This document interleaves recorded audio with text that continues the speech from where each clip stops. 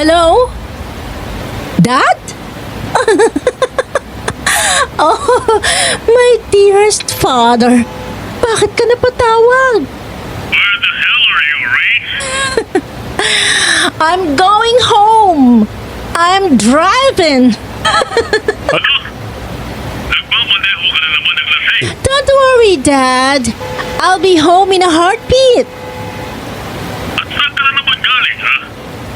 Sa bar na naman. Alas 3 na naman daling araw. Kababae mong tao pero lamang ka pa rin ng kalsada. Oh, please, Dad. Tumahimik na kayo. Pauwi na nga oh. Sa gitna ng kalasingan ko ay napakunot noo ako nang mapunta sa daan ang aking atensyon. Dahil sa gitna ng kalsada ay may kung ano akong nakitang malaking bulto ng tao. Lalaki. Hindi ko sigurado kung tao nga na maituturing ang nakita ko dahil kahit malayo ay kita ko ang nanlilisik at kulay apoy nitong mga mata. Bigla kong nakalimutan na kausap ko ang daddy ko sa kabilang linya. Biglang nanlaki ang mga mata ko nang tumakbo ang lalaking nasa gitna ng daan at sinalubong ako. At ganoon na lang ang takot na gumapang sa buong katawan ko nang makita ko ng malapitan ang kanyang muka. What the hell is that? Ah! Demonyo! Nang lumingon ako maya-maya matapos kong bumangga sa isang saradong establishment, muli akong nakaramdam ng takot nang makita kong palapit ang nakakatakot na nilalang na ito. Pero may humarang na isang lalaki dito. Napasigaw ako sa takot nang bigla nitong hablutin ang tiyan ng lalaki, sabay dukot ng laman loob nito at kinain. Matapos yun ay nawalan ako ng malay at nagising na lang ako na nasa ospital na. Dad? Mabuti naman at nagising ka na dahil naghihintay sa'yo mga pulis. Ano ka ba, Rain? Kailan ka ba titino, ha? Pangatlong DUI mo na to. 26 ka na. Hindi ka ba nahihiya sa pinagkagawa mo? I'm okay, Dad. Masakit lang ang katawan ko pero maayos naman ang kalagayan ko. Thank God I'm still alive.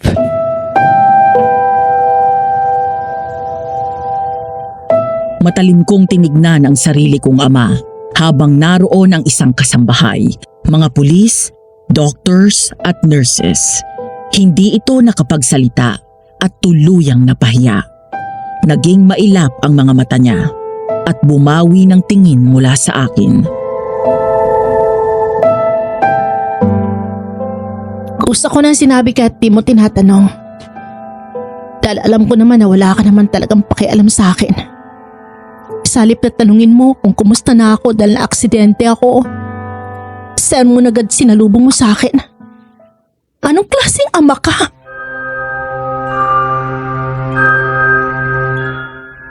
Kahit na nanghihina at medyo nahihilo pa, ay tumayo ako sa hospital bed. Pilit akong pinigilan ng mga doktor at bantay ko, pero wala silang nagawa nang hugutin ko ang IV na nakakabit sa kamay ko. Atat na atat kang pumunta ako sa presinto, di ba? Tara na! Ano pang hinihintay mo? Ipakulong mo na ako! Napastangan ka talaga! Napakatigas talaga ng ulo mo! Para magtino ka, sasama ka kay June at ipadadala kita sa Bicol! Dahil sa paulit-ulit na offense ko ng driving under the influence, tuluyan nang nakansila ang driver's license ko. Hindi lang naman yon ang kalokohan ko sa buhay. Bukod sa inom at gabi-gabi akong laman ng bar, minsan na rin akong nahuli na nag-shoplift. Nasubukan ko na rin ang party drugs and slept with several men. Oo, Madam Venus, I am a woman with a broken soul and a broken heart. Maayos naman ang buhay ko noong nagsasama pa ang parents ko. Graduate ako ng college with Latin honors. Maganda ang trabaho sa kumpanya ng daddy ko. Hanggang isang beses, nagising na lang ako na pinalayas ni daddy si mommy. Pagkatapos ay inuwi ang kabit niya sa bahay. Mas lalong nagngit-ngit ang kalooban ko sa galit kay Daddy at sa kabit niya nang mamatay si Mommy matapos nitong kitlin ang sarili niyang buhay. Mula nang mawala si Mommy ay unti-unting lumabas ang totoong ugali ni Dad. Wala siyang pakialam sa akin. Hindi niya ako mahal. Ang noon na inakala kong ama na mapagmahal ay isa palang ilusyon. Dahil doon ay sadya akong nagrebelde. I ruined my life and put his name to shame. Huminto ako sa trabaho at winaldas ko ang pera niya. Sa bawat ginagawa ko ay sinisiguro ko na mae-eskandalo ang pangalan niya. Hanggang itong huli nga ay pinatapon niya ako sa Bicol kasama ng hardinero naming si Mang Jun. Ang buong akala ko ay hindi ko na makikita pa ang malademonyong mukha ng lalaking muntik ko nang masagasaan ng gabing maaksidente ako. Ngunit nagkamali ako. Dahil pagdating ko sa Bicol, doon na nagsimula ang nakakatakot na karanasan ko. Isang magandang umaga sa iyo, Madam Venus. Itago niyo na lang ako sa pangalan na Rain at nais kong ibahagi sa inyo ang sarili kong kwento tungkol sa aswang.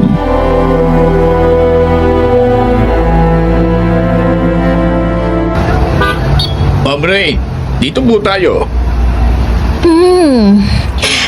Mukhang maganda dito sa lugar niyo ah. Ay, totoo po yan, ma'am. Lalo na doon sa baryo namin. Maganda ang paligid, presko at may malapit na ilog. Yun nga lang, ma'am pagpasensyahan nyo na ang tutuluyan namin doon dahil sa kubo lang kami nakatira. Ayos lang. Basta may matutuluyan.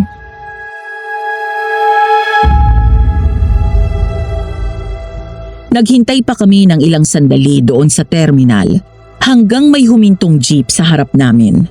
Isang lalaki ang sinalubong ng ngiti si Mang Jun at nagmamadaling bumaba saka lumapit sa amin.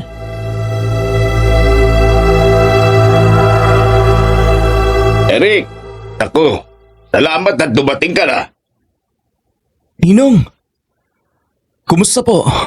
Long time no see ah. Mabuti naman na ikaw. Kumusta ka na ba? Ayos naman po. Kanina pa ba kayo? Ay, hindi naman anak. Siya nga pala si Ma'am Rain. Anak ng amo ko. Ma'am, siya po si Eric ang inaanak ko. Doon po kayo sa bahay niya tutuloy. Mula po ngayon ay siya na po ang magsusupervise sa inyo. Supervise? Anong ibig niyo sabihin? Siya ba yung amo mong spoiled brat, Nong? Anong spoiled brat? I'm not a spoiled brat. Oo na. Hindi na kung hindi. Sakay na sa loob, mahal na prinsesa. Hambog. Pogi naman. Kakapisit. Sa buong biyahe namin ay nakasimangot ako habang pasulyap-sulyap kay Eric. Maya-maya ay may nadaanan kaming babaeng buntis. Huminto si Eric at lumingon sa babae. Unang tingin pa lang ay halatang kilala niya ito. Ate Alma! Anong ginagawa mo dyan? Bakit wala kang kasama? Pauwi ka na ba? Abay, sumabay ka na sa amin. Halika dito at sumakay ka na. Diyos ko, kabuwanan mo na. Hindi ka dapat na lumalabas ng bahay na wala kasama. May pinuntahan po kasi si nanay eh. May binili lang ako sa palengke. Pero sumasakit na nga akong tiyan ko kanina pa eh. Manganganak na po yata ako. Habang nakikinig ako sa usapan nilang tatlo, ay napapalingon lang ako kay Eric. Sumulyap siya sa akin habang nagmamaneho, saka ngumisi at nang aasar na tumawa. Pagkatapos ay tinuro ako nito sa babaeng tinawag nilang Alma. Ate Alma, si Rain pala. Makakasama natin sa bahay. Rain, si Alma pinsan ko. Oh, huwag ka na magselos ha. Feeling mo talaga no? Hindi ako nagsiselos. At FYI, I don't like you. Hi ate, nice to meet you. Pasensya ka na, mayabang tong pinsan mo eh. GGSS. Gwapong-gwapo sa sarili. Pagpasensyan mo na yan si Eric at talagang malakas lang yan mang-asar pero mabait yan bukod sa pogi at masipag pa. Kaya marami nagkakagusto dyan ng mga dalaga na taga rito sa amin. Oh, narinig mo yun? Pogi daw ako. Yuck. Aray, Mang Jun, manganganak na yata ako. Ano ka mo? Nako, Eric, bilisan mo na at manganganak na to si Alma. Pumutok ng panibigan ko. Lalabas na yata yung baby ko.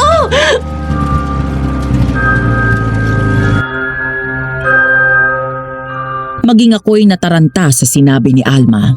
Mabilis na tinabi ni Eric ang jeep at nagmamadali itong lumipat sa likod. Pinahiga nito si Alma sa sahig ng jeep at ginawang unan ang bag ni Mang Jun. Pagkatapos ay tumingin si Eric sa akin.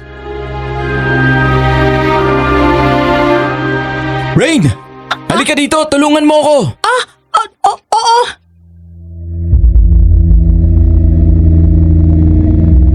Kahit hindi ko alam kung anong tulong ang magagawa ko. Madali akong sumunod at lumipat sa likod ng jeep. Pumwesto naman si Mang Jun sa ulunan ni Alma para hawakan ang kamay nito. Maya-maya ay tumingin sa akin si Eric. Alam mo bang magpaanak? Hindi, wala akong alam.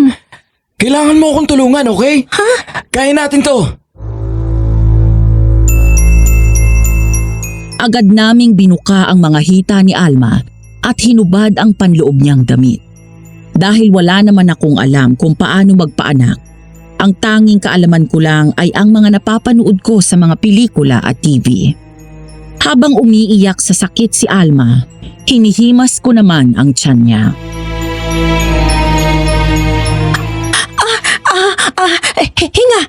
Hinga ka sunod-sunod. Konting iri lang to dahil nasa bungad agad ang ulo na baby mo. Sige, hinga. Yan, ganyan.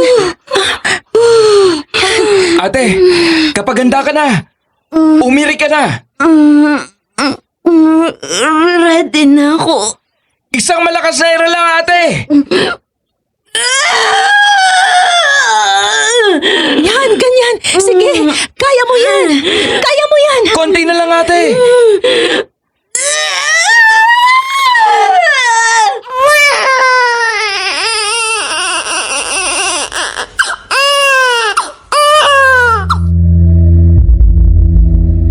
Samantala, natulala na lang ako nang makita ko ang bahay na tutuluyan ko. Literal na kubo yun. Pagpasok sa loob ay lupa ang sahig sa kusina. May maliit na 3 baitang ng hagdan na yari sa kawayan kung saan naroon na agad ang kwarto/sala na may isang malapad na papag na gawa rin sa kawayan. Dito ako matutulog? Tayo, anong ako? Bahay ko to. Mang Jun, baka naman pwedeng doon na lang ako sa inyo. Nako, ma'am. Mas mahihirapan ka roon. Mas luma ang kubo namin mag-asawa tapos kasama namin ang mga anak at apo namin. Itong kubo ni Eric, medyo bago pa. Mas komportable ka rito. Ayoko dito. Baka mamaya gapangin ako dyan eh. Ako? Gagapangin ka? Gusto mo ba? Yuck! Over my dead gorgeous body. Baka nga ikaw ang gumapang sa akin. GGSS ka talaga!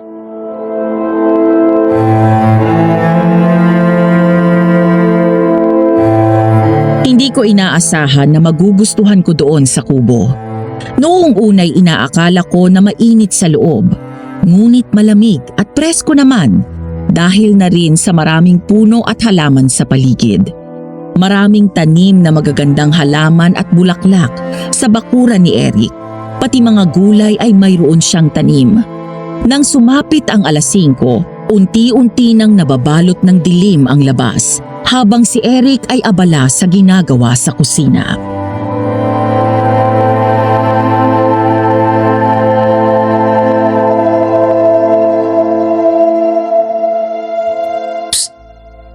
Uy!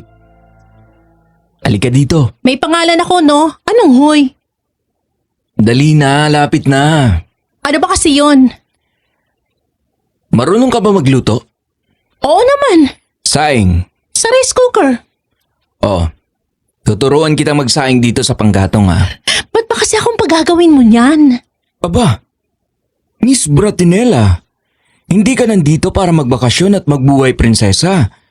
Ang bilin sa akin ay turuan ka ng mga gawaing bahay. Kaya yun ang gagawin mo mula bukas. Ikaw ang maglalaba, mamamalansya ng damit mo, at damit ko. Ikaw ang magluluto, maglilinis dito sa bahay. Excuse me? Ano ako, alila mo? Oo. Kaya makinig kang mabuti sa akin dahil ayoko sa lahat ay sunog ang pagkain. Ganito kung paano magpaningas ng apoy.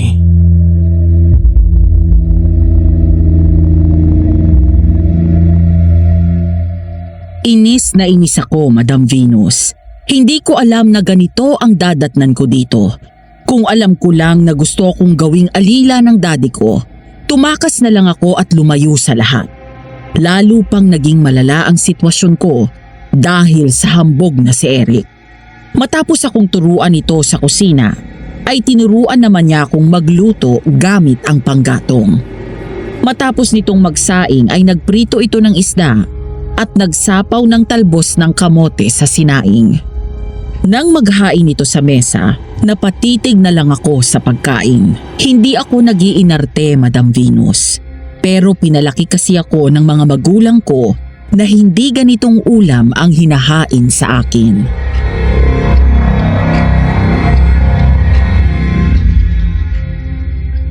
Oh, anong tinitingin-tingin mo dyan? Kain na! Ha?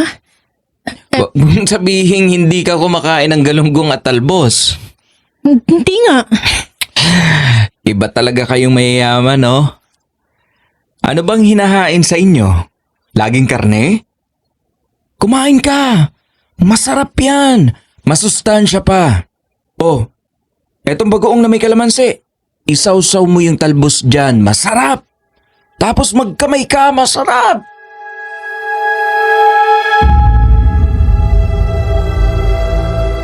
Sinunod ko si Eric. Kahit na naiilang ako kung paano ito kumain. Nakataas ang paa, nakakamay at hinihigop ang kanin. Parang gusto kong mawala ng gana. Pero gutom na rin ako at wala naman akong ibang pwedeng kainin. Nang matikman ko ang galunggong ay namilog ang mata ko. Napatingin ako kay Eric nang matawa ito.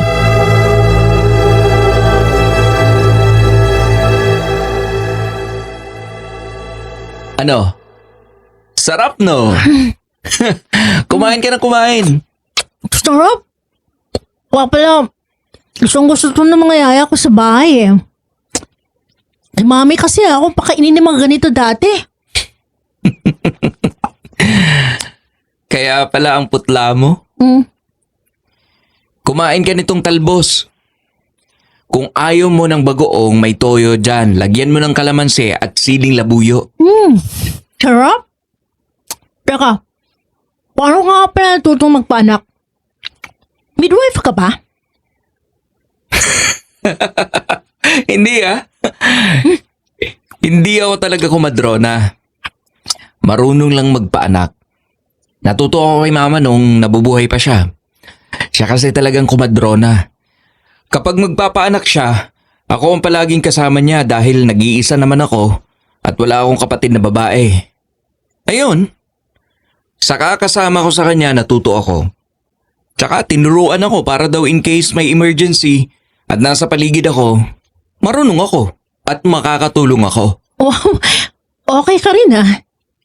Aaminin ko, pinahanga mo ako kanina sa ginawa mo kay Alma. Oh, Baka mamaya may in love ka na sa akin yan. Yan ang wag na wag mong gagawin. Ang ma-in love sa akin. Lakas din talaga ng bilib mo sa sarili mo, no? Hindi mangyayari yon. Mabuti naman. Dahil kapag ako na in love sa'yo, hindi na kita pauwiin. Hindi kita type, no? Ew. Makayaw ka dyan. Baka kapag hinalikan kita dyan, malunod ka sa sarap. Kadiri ka talaga, no? Sabik ka ba? Tagal mo na yata walang jowa eh. Hoy Eric, wag akong pagtripan mo ah. Kumain ka na nga ng kumain. Tingnan natin.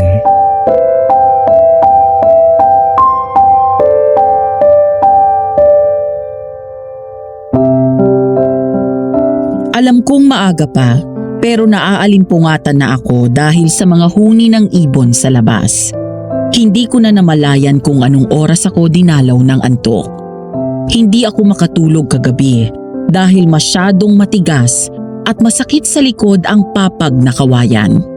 Habang si Eric na nakahiga sa lapag ay mahimbing ang tulog at naghihilik pa. Kaya naman hindi ko magawang idilat ang mga mata ko. Uy! Rain! Gising na, uy! Uy!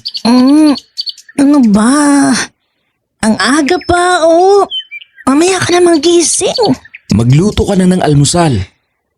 Mamaya na sabi.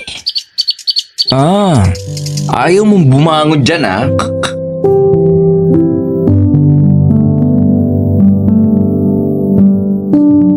Bigla akong nagising nang wala sa oras nang maramdaman ko na bigla akong binuhat ni Eric. Nagpumiglas ako pero hindi man lang siya natinag. Pagkatapos ay dinala niya ako sa likod bahay, saka binaba sa damuhan, sabay buhos sa akin ng isang timbang tubig.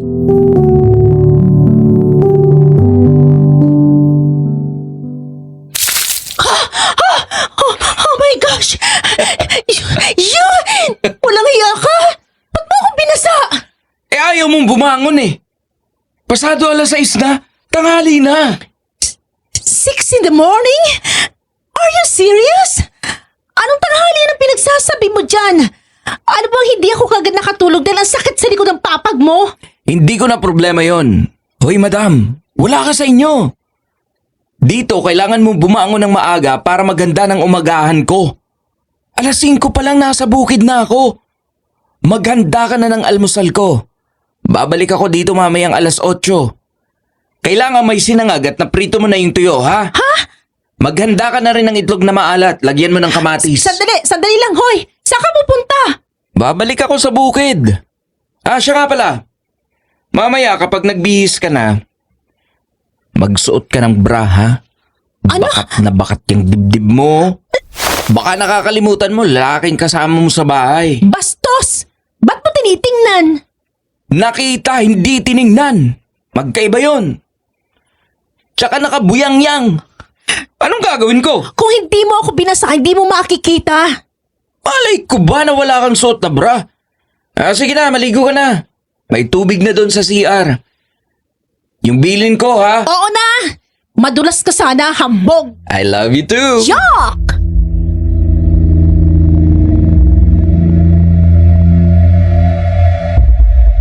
Dahil binasa na rin lang ako ni Eric, wala na akong nagawa kung hindi ang tuluyang bumangon at maligo.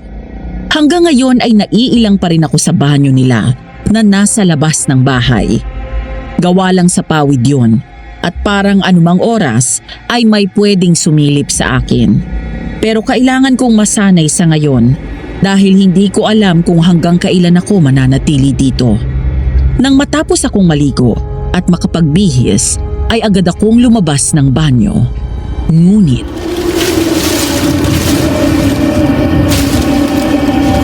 napahinto ako nang may maramdaman akong kakaiba sa paligid. Umaga na, mataas na ang araw, pero bigla akong kinilabutan, lalo na nang biglang lumamig ang ihip ng hangin. Pakiramdam ko ay may mga matang nagmamasid sa akin. Lumingon ako sa paligid. Bukod sa mga puno at mga halaman, wala na akong ibang nakikita pang tao doon. Ang mga kapitbahay namin ay medyo malayo mula sa kinatatayuan ng kubo ni Eric. Napakislot ako sa gulat nang may marinig akong nakakatakot na bulong sa aking tenga.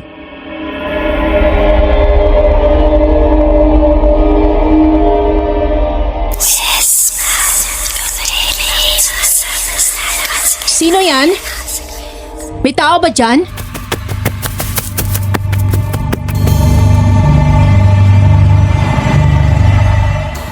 Bigla na naman akong napalingon nang marinig ang mabilis na yabag ng mga paa na yun na tumatakbo palayo.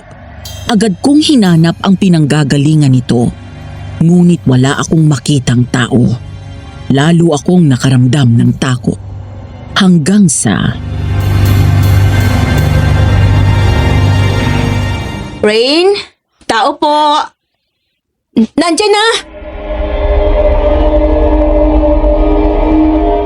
Dali akong tumakbo pabalik sa loob ng bahay. Agad akong ngumiti at sinantabi ang takot na nararamdaman ko.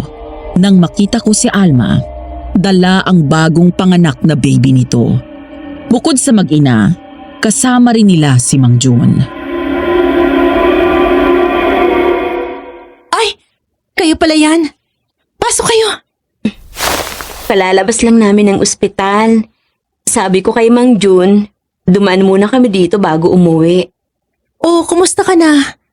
Naku, ang cute naman ng baby girl mo. Kamukha mo. Salamat. Anong name niya? Erica Rain. Sinunod ko sa pangalan niyo ni Eric dahil kayo ang nagpaanak sa akin. Kung wala kayo, baka nalagay na sa peligro ang buhay namin na mag-ina. Kaya rin ako pumunta dito para magpasalamat ng personal sa'yo. Naku, bakit sa akin? Nag-assist lang naman ako eh. Kay Eric ka magpasalamat. Pero salamat dahil pinangalan mo sa akin ng baby mo. Sarap pala sa pakiramdam. Parang ang laking bagay na ginawa ko. Malaki naman talaga dahil iniligtas niyo ang buhay namin. Mamaya kakausapin ko si Eric pagpunta niya sa bahay. Alam ko naman na nasa bukid yun eh. Kumusta naman ang unang gabi mo dito? Hindi ako masyado nakatulog sa gabi eh. Hindi pa po ako sanay humiga sa papag. Tsaka ayun, lagi kami nagbabangayan ni Eric. Paano napakahambog kasi? Tapos kumakautos eh. Magpasensahan mo na yung batang yon at sadyang maloko talaga yon. Dating sundalo yon kaya medyo istrikto. Pinagluluto nga ho niya ako. Tinuruan niya ako kagabi magpabaga ng kalan. Kaya lang di ko natandaan lahat ng sinabi niya. Yun lang pala eh. Huwag kang mag-alala. Tuturuan ka namin. Maangas lang talaga yun si Eric minsan pero mabait yun. Baka nga magkagustuhan pa kayo eh. Naku, no way! Halika na at turuan na kita na makapagluto ka na. Baka bumalik yun nang hindi ka pa nakakapagluto at magalit yun. Ayaw sa lahat ni Eric yung nahuhuli sa oras. Mang Jun? Nasaan na ang pamilya ni Eric? Maagang naulila yan sa mga magulang niya. Kaya ako ang nagpalaki sa kanya. Kaya't parang anak ko na rin ang turing ko dyan sa batang yan. Ang asawa at anak naman niya napatay. Habang wala siya sa bahay at nasa isang misyon. Pinasok ng masamang loob ang bahay ng kanyang mag-ina at pinatay. Nang malaman ni Eric ang lahat, agad siyang muwi at hinanap ang mga sospek. Pinatay niya rin yun. Kaya narilib siya bilang sundalo at nakulong ng ilang taon. Mula noon pinagyaman na lamang niya ang lupain niya at nagsaka. Ganun po ba? Samantala, gaya ng sabi ni Eric, 8:00 ng umaga ay bumalik nga ito. Humihingal at pawis na pawis pa. Binabalang nito ang mga gamit. Pagkatapos ay naghilamos at naghugas ng kamay. Patay mali siya naman ako at kumilos ng kaswal na parang wala akong nalaman tungkol sa buhay nito.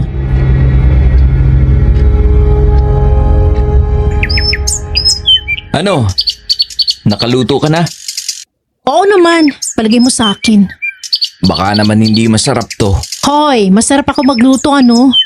Maupo ka na dyan.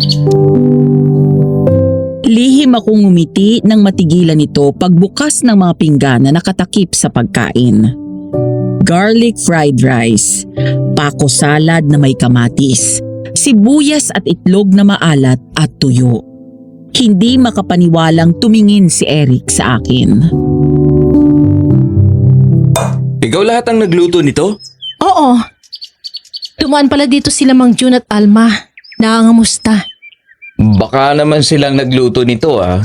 Hoy, tinuruan lang nila ako ulit kung paano magpaningas ng apoy at kontrolin ng apoy kapag nagluluto. Para hindi masunog yung pagkain. Pero ako lahat nagluto niyan. Paano mo nalaman itong pako? Akala ko hindi ka kumakain ng mga ganito. Hindi nga masyado pero nakatikim na ako ng pako salad. Favorite kasi ni Mami yan nung nabubuhay pa siya eh. Lagi niya request kila Yaya kaya nakabisado ko na yung lasa na gusto niya. Eh nakita ko din sa bakuran mo na may tanim kaya kumuha ako. So, recipe ito ng mami mo. Oo. Kain ka na. Naupo ka na. Sabay na tayo. Natigilan ako nang ipaglagay ako ni Eric ng pagkain sa pinggan. Pagkatapos ay pinaghimay niya pa ako ng laman ng tuyo. Lumingon naman ito sa akin nang ilapag ko ang tasa ng kape sa harap nito.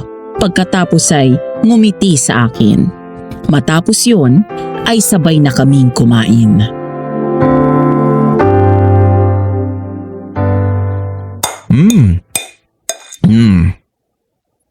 Ang sarap ng salad mo ah. Salamat. Kahit binuhusan mo ako ng tubig kanina. Pasensya ka na ha. Kailangan kong gawin yon para magising ka.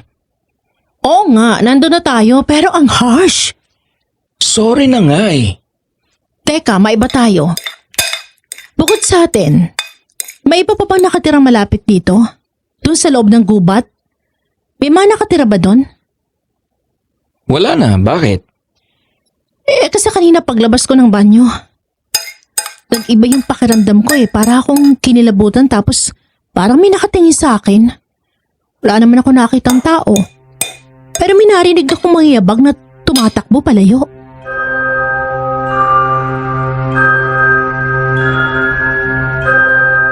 Biglang kumunot ang noo ni Eric at sumeryoso ang mukha. Huminto ito sa pagkain, sabay lingon sa labas ng pinto at muling ibinalik sa akin ang tingin. Nakita ko ang pag-aalala sa mukha nito. Nang hindi pa nasiyahan, ay tumayo ito at lumapit sa pinto, saka tumingin sa paligid.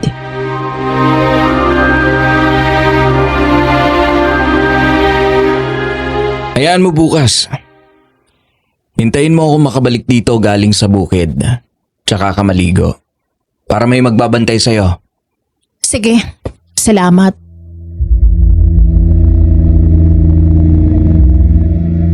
Isang araw, dahil kaarawan ni Alma, ay naimbitahan kami para sa isang kaunting salo-salo.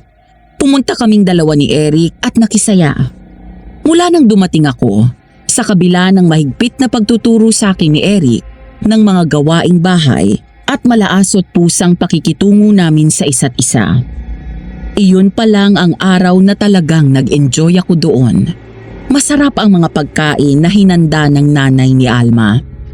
Bukod doon, ay may alak din na pinag-aagawan pa namin ni Eric dahil pigil ito ng pigil sa akin na uminom. Natukso kami tuloy nang wala sa oras at sinabing para daw kaming mag-asawa. Kaya hanggang pag-uwi ay hindi kami nagkikibuan. Uy, galit ka pa rin ba? Oo, kaya huwag mo akong kausapin ha. Minsan na nga lang ako mag-enjoy eh. Bakit ka ba pinatapon dito? Di ba dahil sa alak? Tapos iinom ka na naman? Konti lang naman eh. Kahit na konti. Saan ka ba natutong uminom? Di ba sa pagtikim ng pakonti-konti? Oo na, sige na. Dami na naman sinasabi.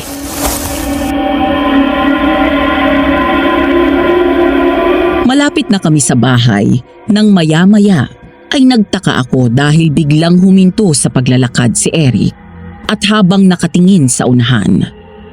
May bahid ng takot at pag-aalala sa mukha nito kaya nilingon ko ang direksyon kung saan siya nakatingin. Sa unahan namin ay may isang malaking lalaki. Sa itsura nito ay hindi ako sigurado kung tao ba ang nasa harap namin. Nakakakilabot ang mukha, matangkad ito, maskulado ang katawan, maitim ang balat, at mahaba ang hanggang balikat na buhok nito. Ang mga mata nito ay kulay apoy, nanlilisik at matalim ang tingin sa amin. Ang mga kuko nito ay mahaba at matalas, gayon din ang mga pangil nito. Maya-maya ay mabilis na bumalik ang alaala ko nang gabing na aksidente ako.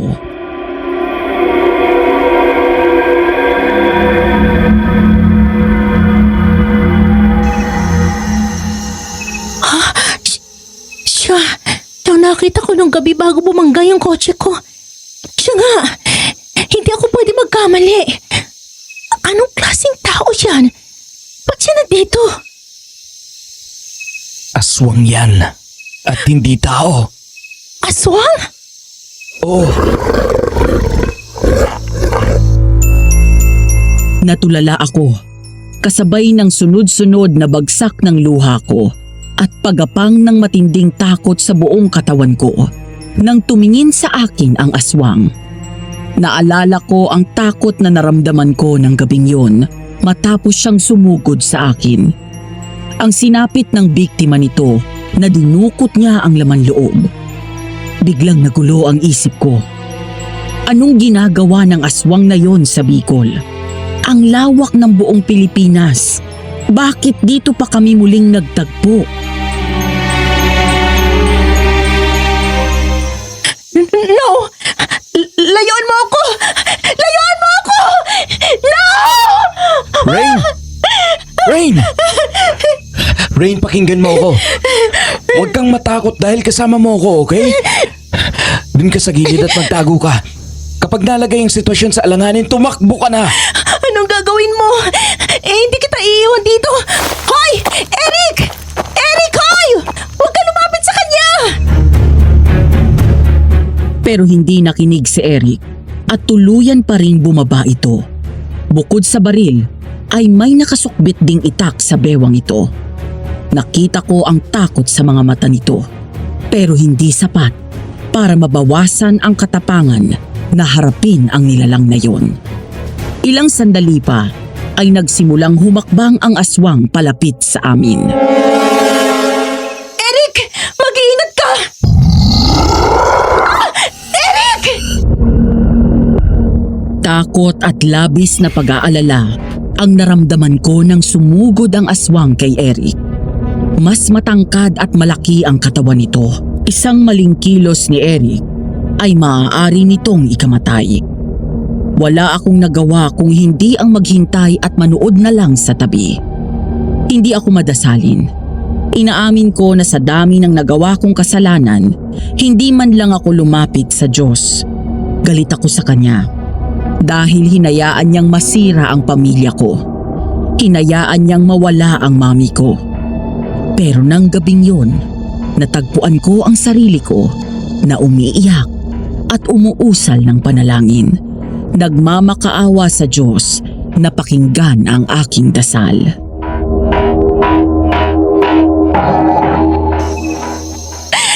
Diyos ko, alam ko na isa akong makasalanan at wala akong karapatang lumapit sa iyo. Pero kahit ngayon lang, sana'y pakinggan niyo ako. Iligtas niyo po si Eric. Napakislot ako sa gulat nang magtangka ang aswang na hablutin si Eric at kalmutin ito ng mahaba nitong mga kuko. Ngunit maliksi rin si Eric at mabilis na nakaatras. Kasunod noon ay mabilis na hinugot nito ang itak sabay hiwa sa braso ng aswang. Mabilis na tumakbo palayo si Eric at agad sumunod sa kanya ang aswang. Ngunit kahit anong bilis din ni Eric, Nang makahanap ng pagkakataon, ay nagawa siyang hablutin ito sa leeg at tinulak sa puno at mahigpit na sinakal. Nataranta ako, Madam Venus. Nakita ko ang paghihirap ni Eric habang nakikipaglaban sa isang demonyo. Nang mga sandaling yun, alam ko na dapat meron akong gawin. Hindi ako pwedeng tumayo lang doon at panoorin na unti-unting pinapatay ng aswang si Eric. Dali akong lumingon sa paligid. Naghahanap ng maaaring gamitin laban sa aswang. Hanggang sa may makita kong isang sirang kareta o yung kinakabit sa likod ng kalabaw. Madali kong kinuha yon at tumakbo palapit sa aswang. Bitiwan mo siya, demonyo ka! Lumingon ang aswang sa akin at bago pa ito makaiwas, ay malakas ko itong binangga ng kareta sa binti. Dahil doon, nabitawan nito si Eric, ngunit sa akin napunta ang atensyon niya. Hindi nito ininda ang ginawa ko. Sa halip ay humarap siya sa akin, sabay hablot sa akin sa braso at hinila ako palapit. Nanginginig ang katawan ko sa labis na takot na nararamdaman ko nang makita ko ng malapitan ang kanyang muka. Literal na demonyo ang nasa harap ko. Napasigaw ako nang umisi ito at tumawa habang titig na titig sa akin.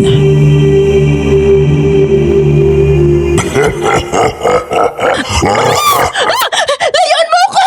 Demonyo ka! Bigla akong binitawan ng aswang matapos ang sunod-sunod na putok ng baril na yon. Pagkatapos ay mabilis itong tumakbo palayo.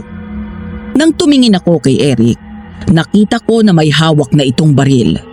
Dahil sa labis na takot, ay parang tinakasan ng lakas ang mga binti ko at biglang napaupo sa damuhan. Rain! Inalalayan ako ni Eric hanggang sa makaupo ako sa silya. Agad itong kumuha ng isang basong tubig at ibinigay sa akin. Matapos uminom, ay naupo ito malapit sa akin, saka hinaplos ng marahan ang braso ko. Ano? Okay ka na? Oo. Salamat. Ikaw nga dapat ang tinatanong ko eh. Hindi ka ba niya nasugatan si leeg? Lumapit ako kay Eric at tinignan ko ang leeg niya para masiguro kung may sugat ito o wala. Saka pa lang ako nakahinga ng maluwag nang makitang wala itong natamo kahit maliit na sugat mula sa aswang.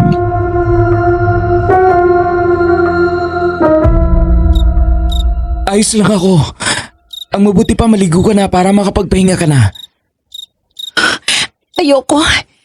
Natatakot ako lumabas baka bumalik yung aswang. Babantayan kita. Hindi naman makakapasok yun dito sa bahay. May mga pangontra na nakasabit sa buong bakod. Matagal nang sumasalakay ang aswang na yan. Ang paniniwala ng mga taga rito, nakatira siya sa ilog. Kasi palaging doon huling nakita yung mga nawawala. O kaya naman mga bangkay na nagiging biktima niya. Karamihan sa mga ito mga babae. Nakita ko na siya, Eric. Doon sa Maynila. Kaya nga bumangga yung kotse ko sa isang establishment dahil umiwas ako. Nakita ko siya sa gitna ng daan. Malakas ang ulan nun. May pinatay pa nga siya bago sumugod sa akin tapos nawalan ako ng malay. Hindi ko alam paano ako napunta sa ospital. Hindi ko makakalimutan ang nanlilisik at kulay apoy niya mga mata. Alam ba to ng daddy mo? O ng mga pulis? Hindi. Hindi ko na sinabi. Alam ko naman na hindi siya maniniwala eh. Baka lalo lang akong pinagalitan nun. Huwag ka na mag-alala. Hindi ka magagalaw ng aswang na yon. Hanggat kasama mo ako. Salamat, Eric. Pero pwede ba ako magtanong sa'yo? Sige, ano yun? Bakit yan nagre-rebelde? Dahil gusto ko masaktan si Dad. Gusto kong gumanti sa mga ginawa niya sa akin at sa mami ko. Gusto ko masira ang pangalan niya. Pero hindi mo alam na sa ginagawa mo, unang nasisira ay ang sarili mo. Kung narito ang mami mo, tiyak na malulungkot siya. Alam ko. Pwede mong simulan ang pagbabago dito, Rain. Sasamahan kita. Hindi pa naman huli ang lahat. Salamat. Sige na, ligo ka na. Babantayan kita sa labas.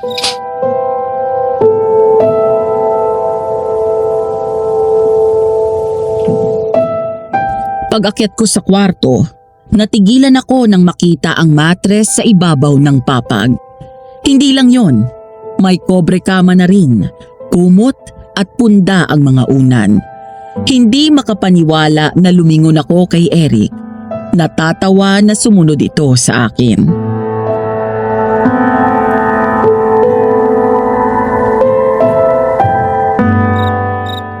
Nakalimutan kong sabihin na yan pala yung sorpresa ko sa'yo.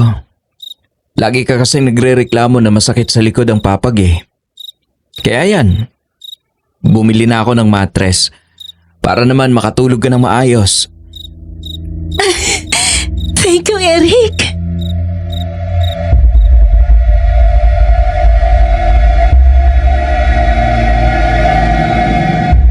Dahil sa matres na binili ni Eric, paghiga ko pa lang ay agad akong nakatulog.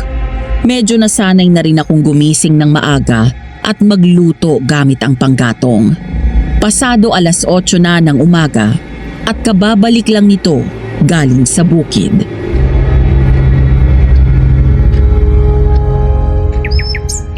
Ang sarap ng tulog mo ah. Siyempre, malambot na yung higaan ko eh. Mabuti nakatulog ka ng maayos. Dahil may ipapagawa ako sa iyo pagkakain natin. Ano yun? Nang matapos kami kumain, ay sinama niya ako sa likod bahay. Natulala na lang ako nang ilapag ni Eric ang tambak na mga damit nito. Pagkatapos ay ngumiti lang siya sa akin na parang wala lang. Ano to? Damit. Mga damit ko. Oo, alam ko damit.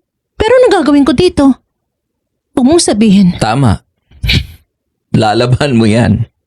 Nasaan ang washing machine mo? Wala ako nun. Tsaka hindi mo alam na madaling makasira ng mga damit yun. Kaya ang gagawin mo, kukusutin mo lahat ng yan. Etong sabon, bleach, pangtanggal sa mancha at brush. Tapos ayan ang batya at mangkito. At yung tubig, ayun ang balon. Alam mo na kung paano kumuha dyan. Tinuruan na kita. Seryoso ka? Ako lahat maglalaban ito? Hindi lang ito. Kasama na dyan ang mga damit mo. Sige ka, kapag hindi ka naglaba, mauubos ang damit mo. Ipalaundry na lang natin to sa bayan. Ang gastos mo naman. Sige na, kaya mo yan. Una na ako, balik na ako sa bukid. At isa pa pala, kapag tapos ka na maglaba, may mga damit akong nasa ibabaw ng papag. Pakiplansya na rin. At huwag mong kakalimutan magluto ng tanghalian ha. Babalik ako dito bago mag 12:00. Eric, hoy! Sandali lang! Hoy! Siya nga pala. May mga brief ako dyan. Baka mamaya may pagnanasa ka sa akin eh. Sira ulo! Hambog!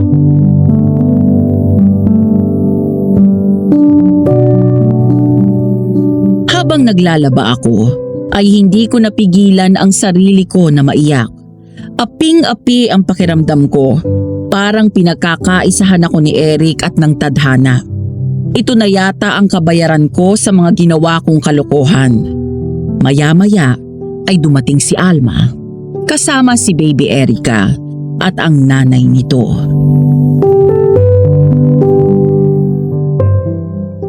Oh, ba't ka umiiyak dyan? Kasi si Eric, dami-daming pinagagawa. Tingnan mo nga ito, oh. Ang hirap kusutin ng mga damit niya, puro putik. Di naman ako marunong mag-hand wash eh. Ikaw talaga. Ganito lang kasi yan. Ganito ang pagkuskos.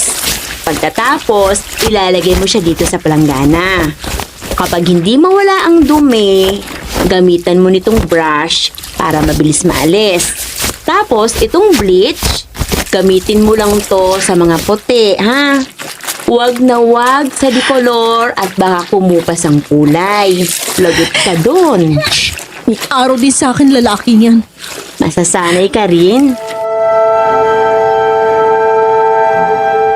Hindi ko alam kung paano ko nagawa, pero habang naglalaba ay nakapagluto ako ng tanghalian namin bago umuwi si Eric.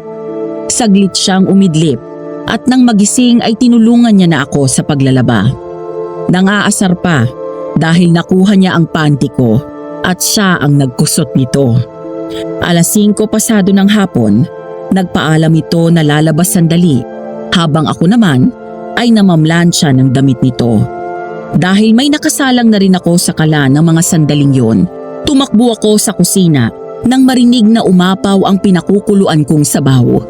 Hindi sinasadya na naiwan ko ang plancha sa ibabaw ng damit nito at tuluyan yung nawala sa isip ko. Hanggang sa ilang sandali pa, humahangos na pumasok si Eric.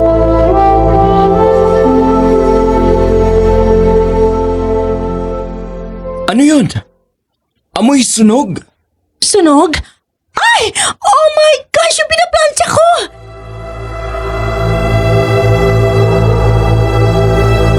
Agad akong tumakbo pabalik sa kwarto at nakita ko na lang na umuusok ang damit. Agad kong inalis ang plancha at kinuha ang t-shirt. Nang tumingin ako dito, ay nakita ko ang galit sa mga mata nito. Hinablot nito mula sa akin ang damit.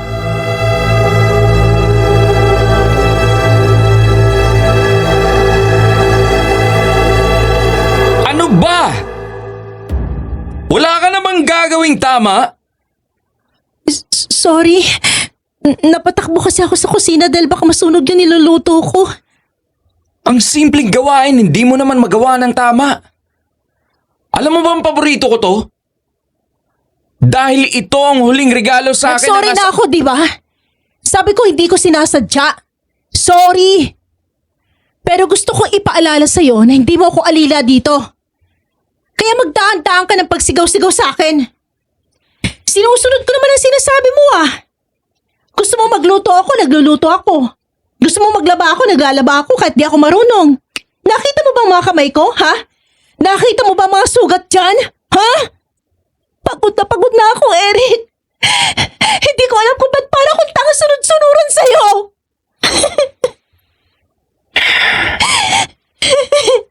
Sorry. I'm sorry. Nabigla lang ako. Dahil sa sama ng loob, ay tumakbo ako palabas ng bahay. Kahit na tinatawag ako ni Eric, ay hindi ako huminto man lang o lumingon. Tumuloy ako sa pagtakbo hanggang sa nakarating ako sa ilog. Doon ako umupo sa isang malaking bato at umiyak. Para akong bata na nagse-self-pity, Madam Venus. Namimiss ko na ang dati kong buhay na maayos at may mga gumagawa ng lahat para sa akin. Lalo akong naiyak nang makita ko ulit ang mga kamay ko na sugat-sugat dahil sa paglalaba kanina. Maya-maya ay bigla akong napaatras nang mula sa ilalim ng tubig ay may lalaking umahon.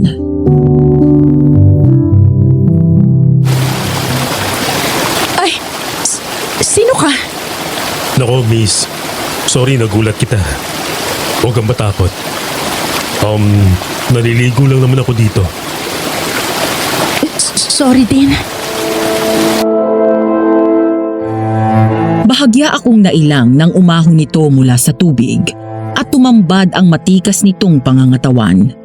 Mukhang alaga sa gym ang lalaking ito. Medyo sunog ang balat. Gwapo at pangmodelo ang tipo. Lalong nakadagdag sa lakas ng dating nito ang hanggang balikat na itim nitong buhok. Nasundan ko siya ng tingin nang umupo ito sa isang bato katabi ng kinauupuan ko, saka nilahad ang kamay sa akin. Ako nga pala si Crisanto.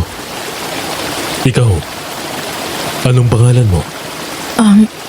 Rain, Ang gandang pangalan, Ulan.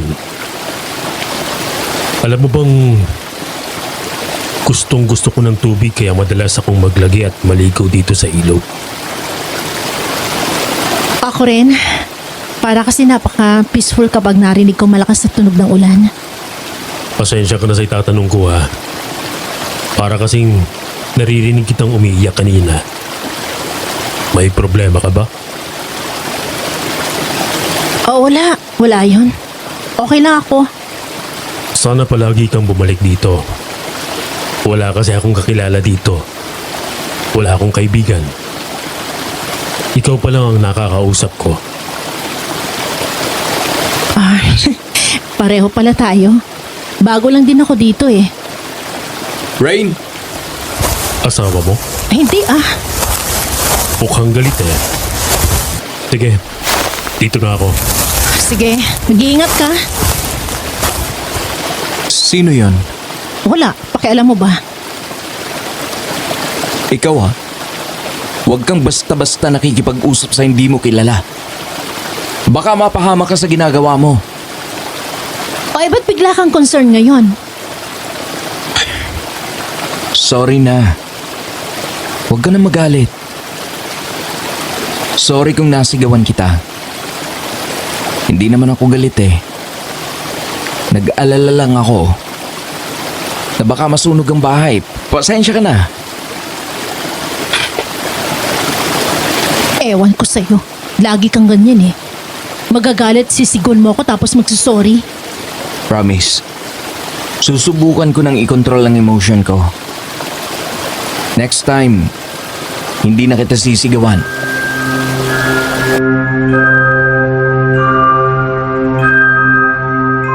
Dahil nagtatampo pa rin ako sa kanya, hindi na ako sumagot pa hanggang sa napalingon ako kay Eric nang kunin nito ang kamay ko at hinawakan.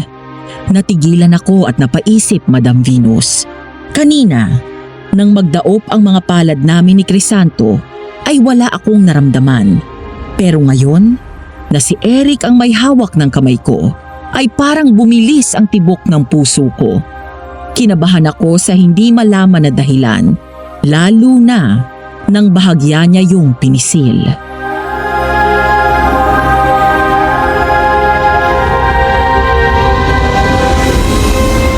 Babawi ako sa'yo.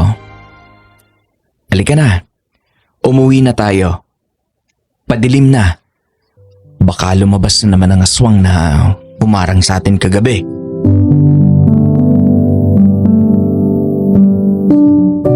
Nang hilahin ako ni Eric ay nagpatangay na lang ako.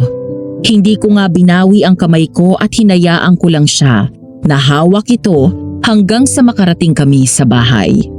Pagdating ko doon ay nakahain na rin ang mesa. Parang natunaw ang galit ko nang magtagpo ang tingin namin at ngumiti ito. Lalo na nang marahan akong haplusin sa pisngi. Kain na tayo?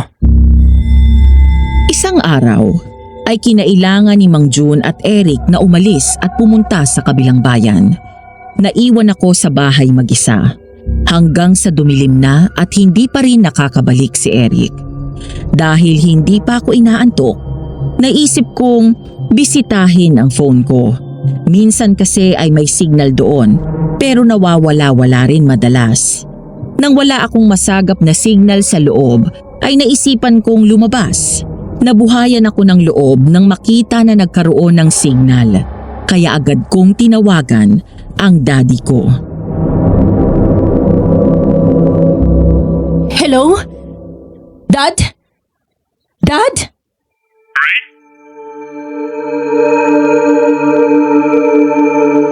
Nagtaka ako dahil sa tono nito ay gulat na gulat ito.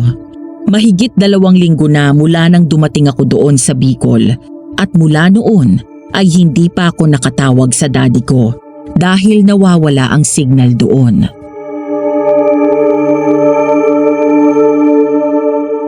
Ako nga, Dad.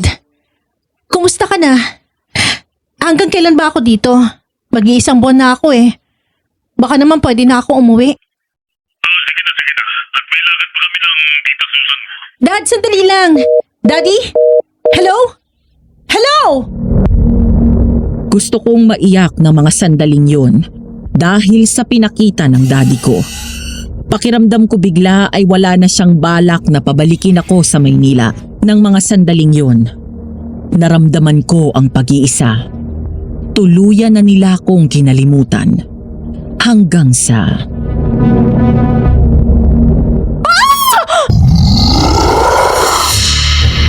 Napasigaw ako sa labis na takot nang biglang lumabas mula sa dilim ang aswang.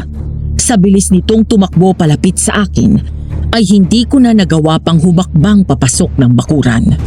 Pagkatapos ay hinablot ako sa bewang at tinangay papasok ng gubat. Tulungan niyo ako! Eric! Eric!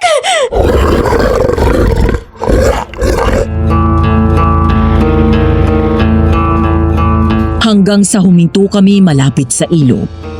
Binaba ako ng aswang at sinandal sa puno habang hawak sa leeg.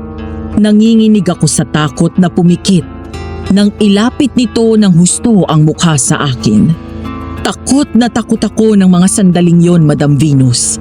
Ang akala ko'y yun na ang katapusan ng buhay ko. Impit akong tumili nang humawak sa pisngi ko ang magaspang nitong kamay.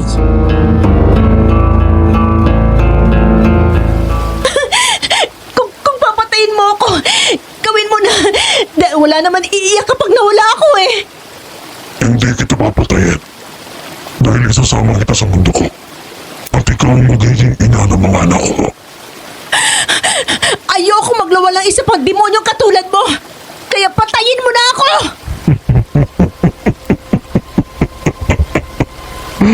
Matagal na kitang sinusundan at matagal na rin kitang gustong maangkin. Kaya hindi ko magagawa na patayin ka. Utang na loob. Kung hindi mo ako papatayin, pagkawalan mo na lang ako. Sasama ka sa akin ngayon din.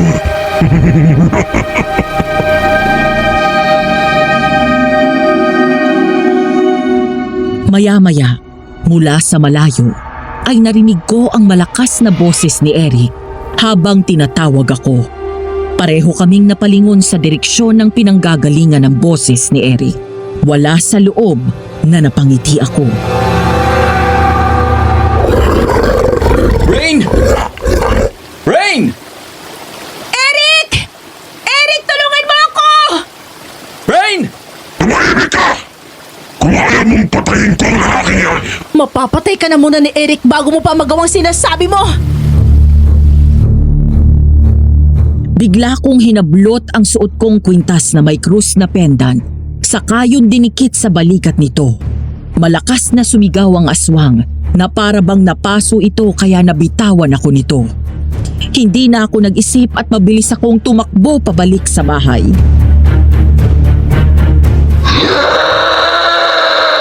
Eric! Eric! Rain! Nasaan ka?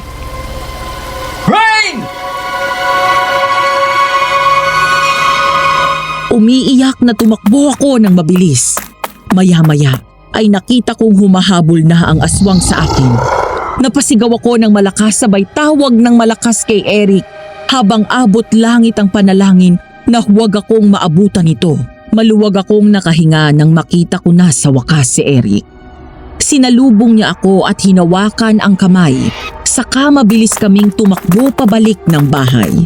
Nang halos maabutan na kami ng aswang at saktong nakapasok na kami sa bakuran kung saan napapalibutan ng mga nakasabit na talisman at pangontra sa paligid. Hingal na hingal kaming napaatras nang tila mabangis na hayop na umangil ang aswang habang paulit-ulit nitong sinusubukang lumapit. hindi pa tayo Tapos babae, babalikan kita dahil akin ka. At matagal na kitang pag-aari. Labis akong natakot sa sinabi ng aswang. Matapos yun, ay mabilis itong tumakbo at sumuot sa kadiliman ng gubat. Takot na takot ako na napaiyak, kaya mabilis akong niyakap ng mahigpit ni Eric. Kinaumagahan, pasado 7:00 na nang magising ako at bumalikwas ng bangon matapos marinig na may kumikilos sa kusina. Nang lumingon ay agad ngumiti sa akin si Eric. Nakahanda na ang mga pinggan sa mesa at nagluluto na ito ng aming almusal. Good morning.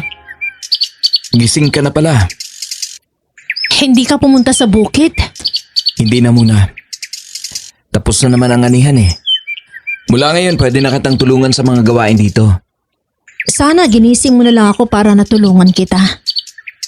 Mukhang sanay ka ng kumilos dito ah. Okay lang. Hinayaan kitang matulog para naman makapagpahinga ka. Alam ko, natakot ka at na-stress dahil sa nangyari kagabi. Okay lang ako. Mag-ayos ka na. Maya-maya kakain na tayo. Agad kong sinunod ang sinabi niya. Matapos yon ay naupo na ako sa mesa. Daig ko pa ang prinsesa na pinagsisilbihan nito. Pati kape ay si Eric na din ang nagtimpla. Dahil doon ay natawa ko. Mula nang dumating ako ay nasanay na ako na siya ang pinagsisilbihan ko. Bakit yan natatawa? Wala. Hindi ako sanay na nakakita kang kumilos dito sa bahay. Day off mo ngayon. Day off. Salamat ha. Maya-maya ay nagsimula na kaming kumain. In fairness kay Eric, Madam Venus, mula pa nang dumating ako sa poder niya, palagi niya akong pinaglalagay ng pagkain sa pinggan ko. Kapag isda ang ulam, ay pinaghihimay niya ako. Maya-maya ay sinubuan niya ako ng pako salad na ginawa din ito. Sarap? Oo. Nakuha mo na rin yung recipe ni Mami ng pako salad. Siyempre. Madali ako matuto kapag sa pagluluto. Nga pala, anong ulam ang gusto mo mamaya? Ako magluluto. Pwede ba tayo magkaldereta mamaya? Namimiss ko na yun eh. Oo ba? Sakto. Mamamalengke ako sa bayan mamaya. Pwede bang sumama? Oo naman. Hindi pa nga pala kita na ipapasyal masyado sa bayan. Eric, kailan ba ako uuwi? Napansin ko agad na natigilan ito sa pagkain. Biglang nagbago ang ekspresyon ng mukha nito at sumilip ang lungkot sa kanyang mga mata. Pagkatapos ay agad bumawi ng tingin at pinagpatuloy ang pagkain.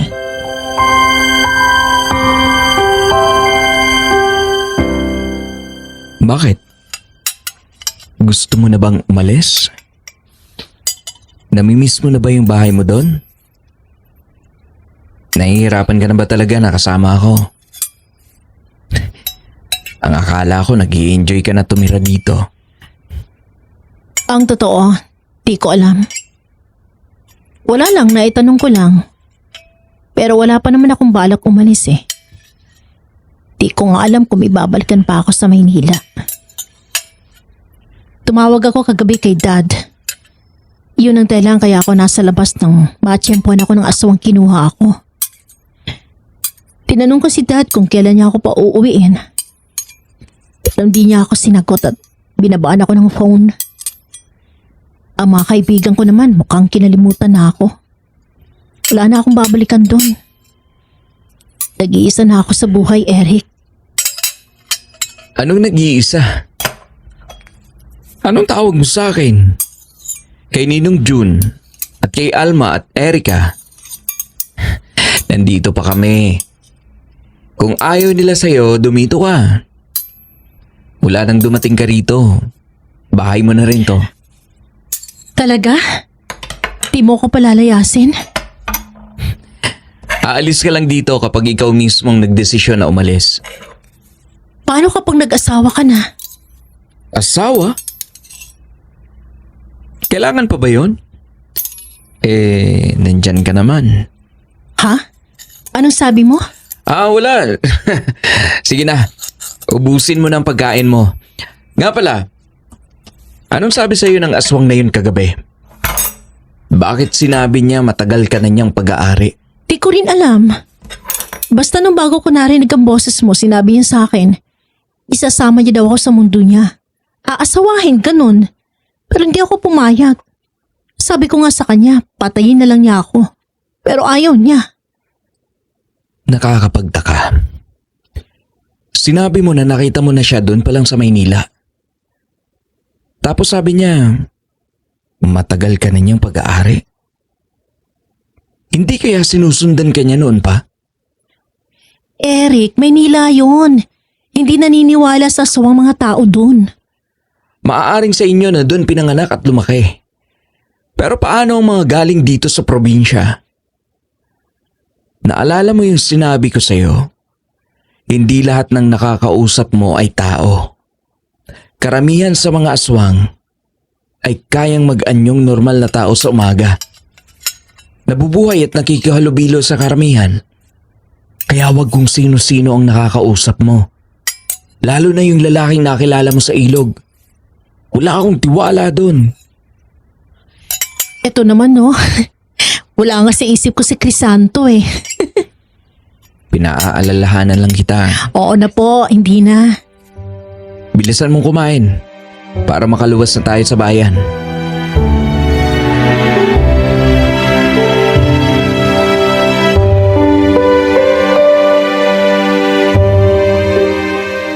Bukod sa ulam ay bumili rin ako ng damit gaya ng pambahay na bestida at iba pang mga magagamit ko sa bahay.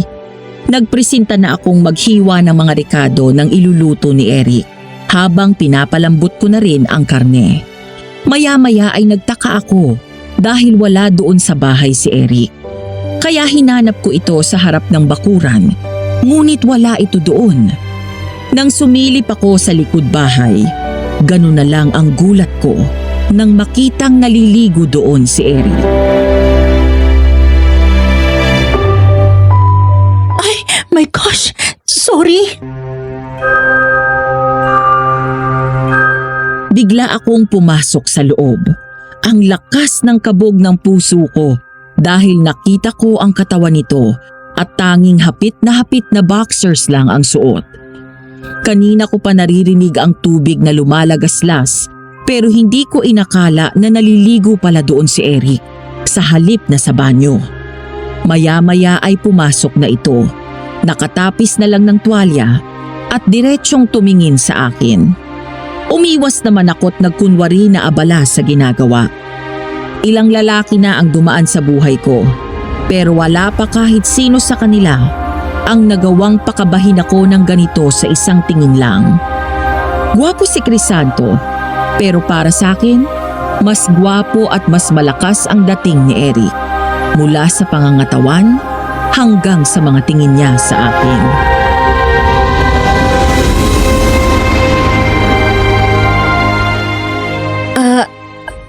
Nakahanda na mga ingredients. Iluluto mo na lang. Malambot na rin yung karne. Sige, salamat. Natigilan ako nang nagkabungguan pa kami nang magkasabay kami sa pag-akyat sana sa kwarto. Naiilang na bumawi ako ng tingin hanggang sa umatras ito at pinauna ako. Maya-maya ay sumunod siya sa akin.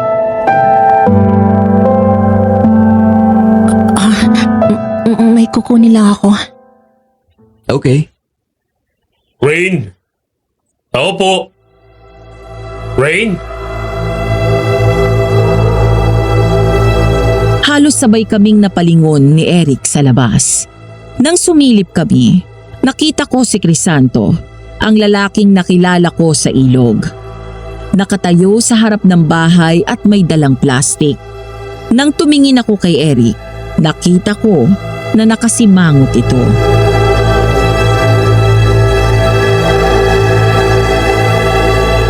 Magbihis ka na. Lalabas lang ako. Hindi ba't sinabi ko na huwag kang makikipag-usap dyan? Eric, nakakaya naman na hindi harapin. Maayos pumunta dito yung tao. Sandali lang naman eh. Rain? Rain? Tao po. Sige.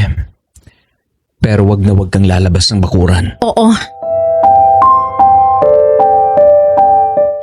Nagmadali akong lumabas at sinalubong ng ngiti si Crisanto. Bukod sa dala nitong plastic, ay may dala din itong bungkus ng mga bulaklak.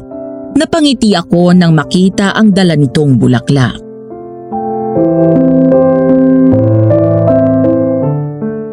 Para sa'yo. Kakanin niyang nasa plastic saka itong bulaklak. Salamat. Nag-abala ka pa. Wala yun. Basta para sa'yo. Paano mo nga pala nalaman kung saan ako nakatira? Nakita kita isang beses na dumaan ako dito. Ganun ba? Salamat ulit dito ha. Wala nga naman. Kailan ka pala ulit babalik sa ilog? Mula nang makilala kita, Rain. Palagi na lang kitang iniisip eh. Naghihintay ako kung kailan ka babalik doon. Hindi na ako nakatiis kaya ako nang pumunta dito. Ganun ba? Pasensya ka na ha. Di kasi ako basta pwedeng lumabas eh. Rain! Pasok na dito sa loob. Sige ha. Tawag na ako eh. Sino ba yung lalaking kasama mo dyan? Kapatid mo? Mahal, pumasok ka na dito. Boyfriend mo? Ha? Sige na, Crisanto. Saka na lang tayo mag-usap. Hayaan mo kapag pinayagan ako, babalik ako sa ilog. Salamat ulit dito ha. At pasensya ka na. Sige, pasok na ako. Nagmamadali akong pumasok sa loob para salubungin ang nakasimangot na si Eric. Nakabihis na ito, pero masama ang tingin sa mga bulaklak na bigay ni Crisanto. Walang imik na binabako sa mesa ang kakanin at dinala sa kwarto ang mga bulaklak. Nagulat na lang ako nang biglang may kumuha mula sa akin ng mga yon, sabay bato palabas ng bintana.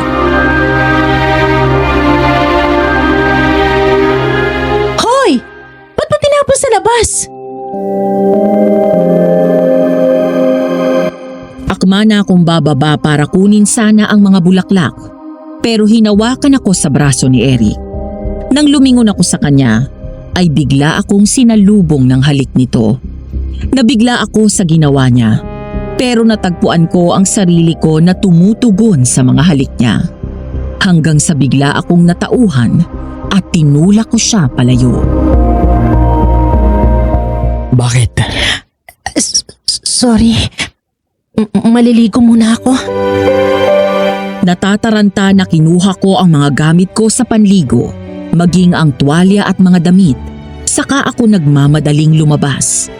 Parang sasabog ang puso ko ng mga sandaling yon, Madam Venus. Hindi ko rin maintindihan sa sarili ko kung bakit ko rin siya hinalikan. Pumasok ako sa banyo na malakas ang kaba. Nang mahubad ko ang damit ko ay agad akong nagbuhos para mahimasmasan. Hanggang sa halos mapatalon ako sa gulat nang biglang kumatok si Eric.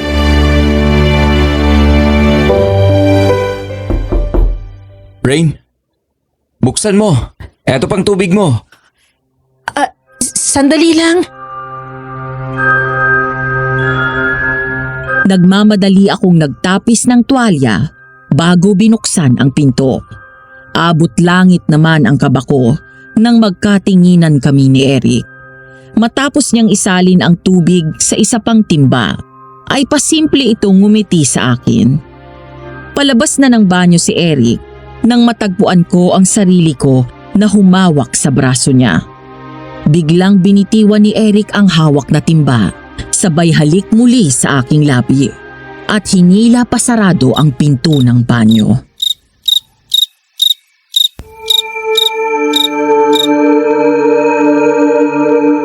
Madam Venus, hindi ko na maalala kung kailan ko huling naramdaman ang ganong klase ng saya. Kung hindi ako nagkakamali, buhay pa yata si Mami. Pero ngayon dumating si Eric sa buhay ko, hindi ko akalain na ang kinaiinisan ko ay siya palang magbibigay muli ng kulay sa mundo ko. Matapos ang nangyari kanina sa amin ni Eric, ay naging sobrang lambing nito. Palagi itong nakayakap at wala kaming ginawa kung hindi ang tumawa. Ngunit ang masayang umpisa ng aming pagsasama ay nabahiran ng takot. Ang kwento sa akin ni Eric, madaling araw daw nang maalimpungatan siya at nakitang wala ako sa kanyang tabi.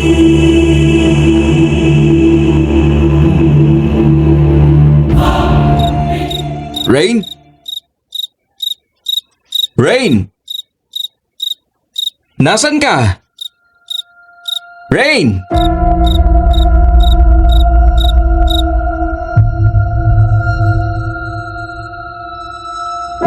Tumakbo siya palabas ng bahay at sa bawat hakbang niya palayo, sa bawat segundo na dumadaan na hindi niya daw ako nakikita, ay labis na takot ang naging katumbas nun.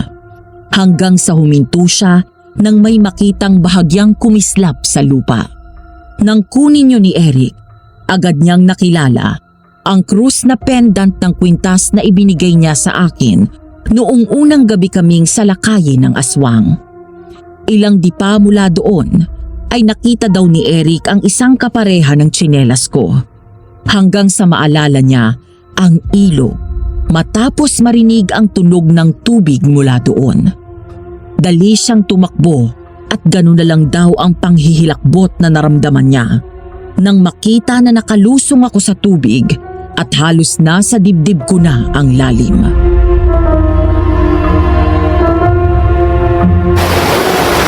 Rain!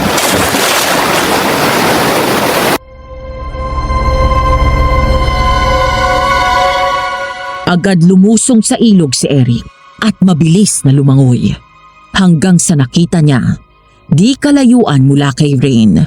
Naroon sa gitna ng ilog ang aswang. Nanlilisik ang mga mata habang nakatingin kay Eric. Mabilis din daw itong lumapit sa akin. Pero nang kukunin na daw ako nito, ay bigla itong napaatras dahil sa hawak na krus ni Eric. Sinamantala niya yon at agad akong hinablot palayo. Nang tumingin sa akin si Eric, dilat daw ang mga mata ko pero wala akong malay.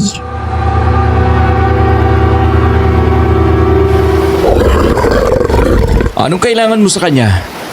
Bakit mo ginugulo si Rain? Kinukuha niya akin. Kahit kailan ay hindi siya mapapasayo. Hindi sa'yo si Rain.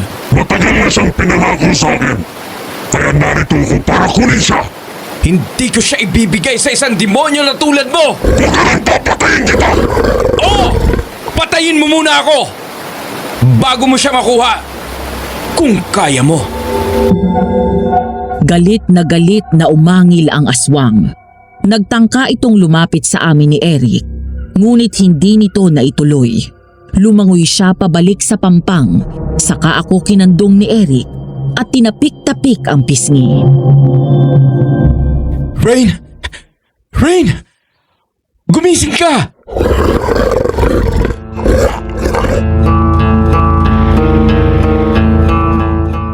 Nang hindi pa rin daw ako matauhan, ay saka ako tuluyang binuhat ni Eric. Naglakad daw siya paatras dahil sa patuloy na pagsunod ng aswang sa amin. Kapag sinusubukan itong sumugod, ay itinataas lang ni Eric ang krus na hawak niya at hihinto daw ang aswang hanggang sa tuluyan kaming makabalik sa bahay. Kinaumagahan, nagising ako ng may malamig na towel na nakapatong sa aking noo. Nang bumangon ako, ay bigla akong nakaramdam ng kaunting hilo. Doon ko lang naramdaman na bahagyang mainit ang pakiramdam ko. Nang sumilip ako sa kusina, nakita ko si Alma na nagluluto. Alma? Rain? Salamat sa Diyos at nagising ka na rin. Anong nangyari? Bakit ikaw nagluluto? Tsaka bakit, ano tong towel na to? Naku, mahabang kwento. Pero munti ka nang makuha ng aswang kagabi. Ah? Paano? Eric, Eric, si Rain, gising na. Maya-maya ay narinig ko ang mabilis na takbo ni Eric. Agad itong pumanik sa kwarto at niyakap ako ng mahigpit. Ramdam ko ang pag-aalala niya sa akin. Nangingilid ang mga luha nito ng umiti at walang pag-aatubiling hinalikan ako ng matagal sa labi bago muling niyakap ng mahigpit. Kumusta ka na, ha? Tinakot mo ako kagabi, ha? Ano bang nangyari? Wala ka bang natatandaan? Ang naalala ko lang naalimpungatan ako kagabi matapos marinig na parang may tumatawag sa pangalan ko. Bumangon ako at bumaba ng kwarto. Matapos yun wala na akong maalala pa. Naabutan kita sa ilog at nasa malalim ka na. Palapit sa aswang. Gusto ka niyang kunin, Rain. Determinado siyang kunin ka. Basta ang sabi niya sa akin, naipangako ka na daw sa kanya pero hindi niya sinabi kung sino ang nagbigay sa'yo sa aswang na yon. Rain, sorry sa sasabihin ko ha. Pero hindi kayang daddy mo? Di ba, ikaw na rin ang nagsabi na pilit kanyang pinatapon dito? At sa Maynila pa lang, nakita mo na yung aswang na yun. Mas mabuti na wag muna tayong basta manghusga. Pero ayun nga, nakita kita sa ilog at wala sa sarili. Nakadilat ka, pero wala kang malay. Pagdating natin dito ay bigla kang inaapoy ng lagnat. Nagdideliryo ka at panay ang tawag mo sa mami mo. Takot na takot ka. Ang akala ko hindi ka na magigising.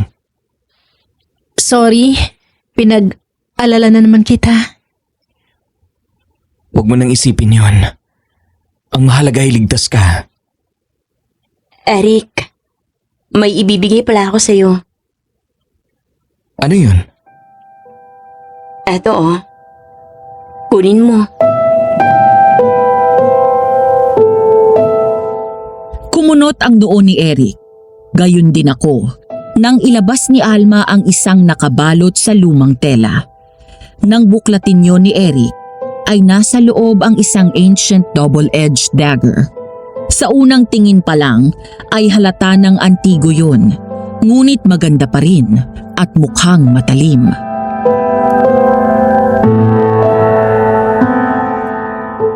Ano to, ate?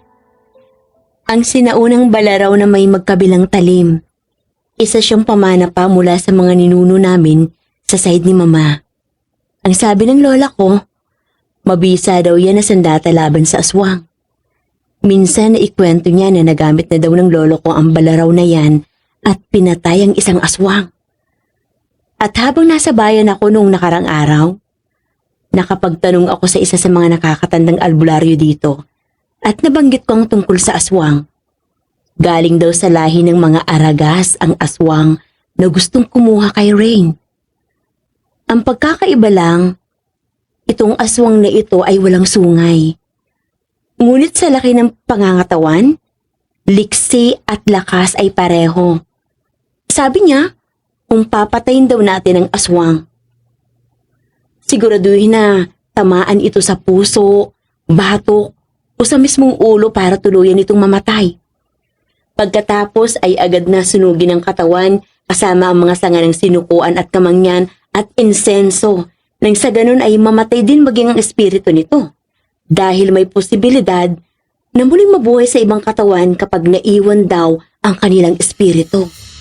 Sige, tatandaan ko yan.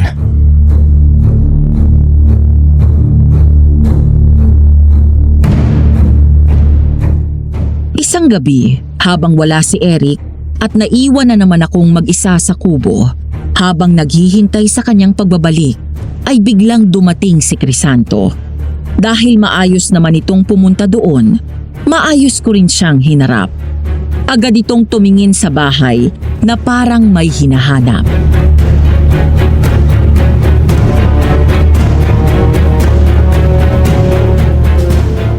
Hi, Rain. Hi, mukhang ginagabi ka yata. Oo. Hindi kasi ako mapakali sa bahay eh. Iniisip kita kaya nagbaka sakali ako na pumunta dito. Wala ba yung lalaking kasama mo dyan? Si Eric? Wala siya, umalis. Pero baka pabalik din yun anytime. Bakit? Kasi Rain, may gusto sana akong sabihin sa'yo eh. Sige, ano yun? Pwede ba dito tayo sa labas mag-usap? Gusto ko sabihin sa'yo na malapit ka sa akin. Sige. Lumabas ako ng bakuran at lumapit dito. Saka ngumiti na humarap kay Crisanto. Napatingin ako sa kamay ko nang hawakan nito yun. Saka makailang beses huminga ng malalim. Habang ako naman sa mga sandaling yun, ay unti-unting umaahon ang matinding kaba.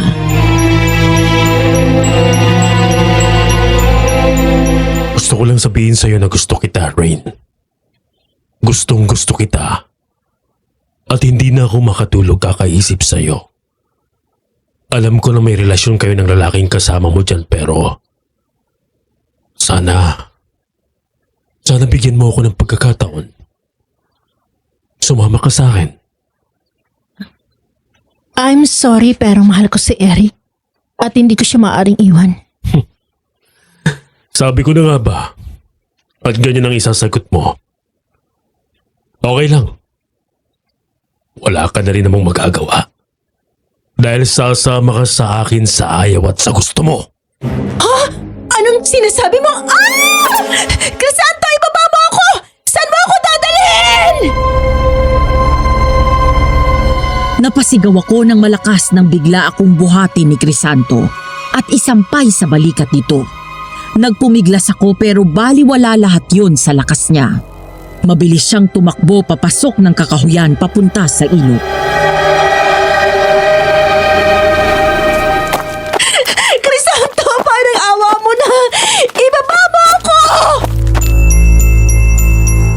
Ngunit parang bingi ito na hindi naririnig ang pakiusap ko. Patuloy lang ito sa pagtakbo hanggang sa makarating kami sa ilog kung saan niya ako binaba. Nang muli kong makaharap ito, sa halip na si Crisanto ang aking makita, ang nasa harap ko na ngayon ay walang iba kung hindi ang aswang. Ngunit sa halip na magulat, ngumisi ako na siyang pinagtaka nito. Sabi ko na nga ba, tamang nakita ko. Anong ibig mong sabihin? Alam ko nang ikaw ang aswang, Crisanto. At hindi ako sasama sa'yo. Malakas na sumigaw ito nang idikit ko sa kanyang noo ang pendant na krus na binigay sa akin ni Eric. Doon ako nabitawan ni Crisanto. Pero agad itong nakabawi at halos magliyab ang mga nanlilisik na mata nito sa labis na galit. Bigla akong sinakal nito ng mahigpit at nagawa akong iangat sa lupa. Napakatigas talaga ng ulo mo! Ayaw kitang saktan pero ayaw mo makinig sa akin! Kinukuha ko lang ang para sa akin pero nagmamatigas ka! Kung hindi ka rin lang mapupunta sa akin, papatayin na lang kita!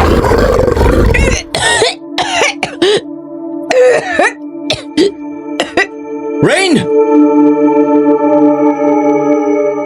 Sa kabila ng lagay ko sa mga sandaling yun, nakaramdam ako ng saya at pag-asa nang makita ko si Eric. Ngunit nagulat ako nang bigla akong ihagis ni Crisanto at gumulong ako sa damuhan. Mabilis akong sumagap ng hangin at umubo ng umubo.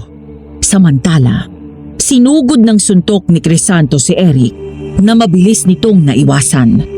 Tumungo si Eric sabay bunot ng balaraw at saka sinaksak ito sa tagiliran. Umangil ng malakas ang aswang at agad nakabawi at nakalmot sa braso si Eric.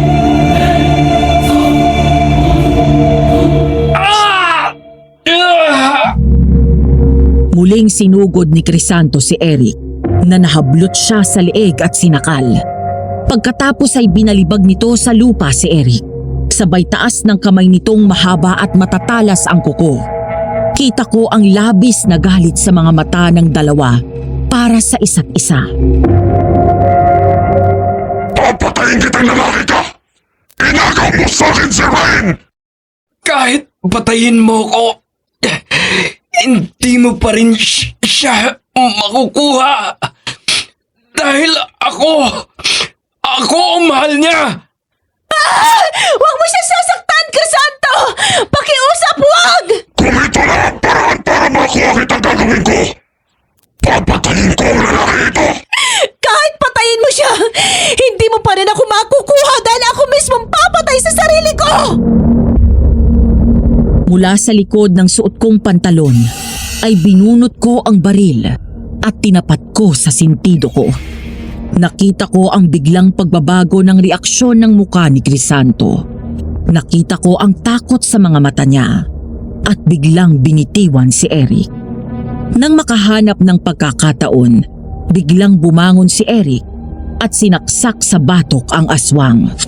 Pagkatapos ay binato ko kay Eric ang baril at binaril pa nito sa dibdib ang aswang.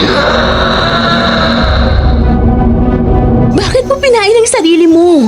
Alam mong delikado. Dahil alam ko hindi niya ako magagawang saktan.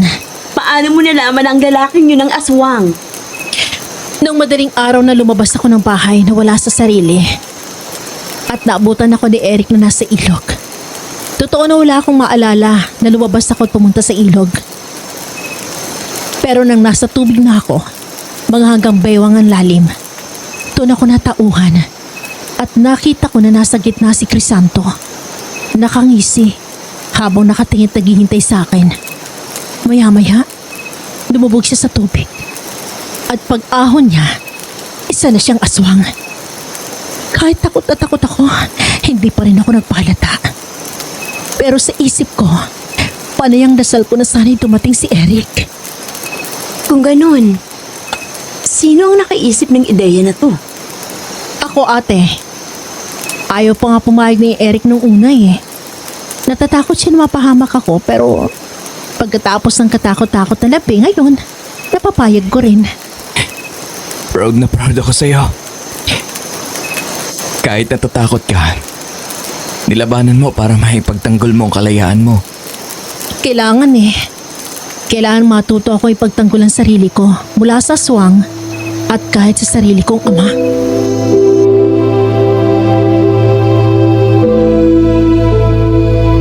Ang lahat ng nangyari ng gabing yun ay isang plano para tuluyan naming matrap ang aswang at mapatay ito. Habang pinapanood namin na nasusunog ang katawan ng aswang, naalala ko ang magiliw na binatang nakilala ko doon sa ilog. Si Crisanto. Nakaramdam ako ng panghihinayang kung sana'y nakilala ko siya bilang isang normal na tao. Alam ko na magiging mabuti kaming magkaibigan.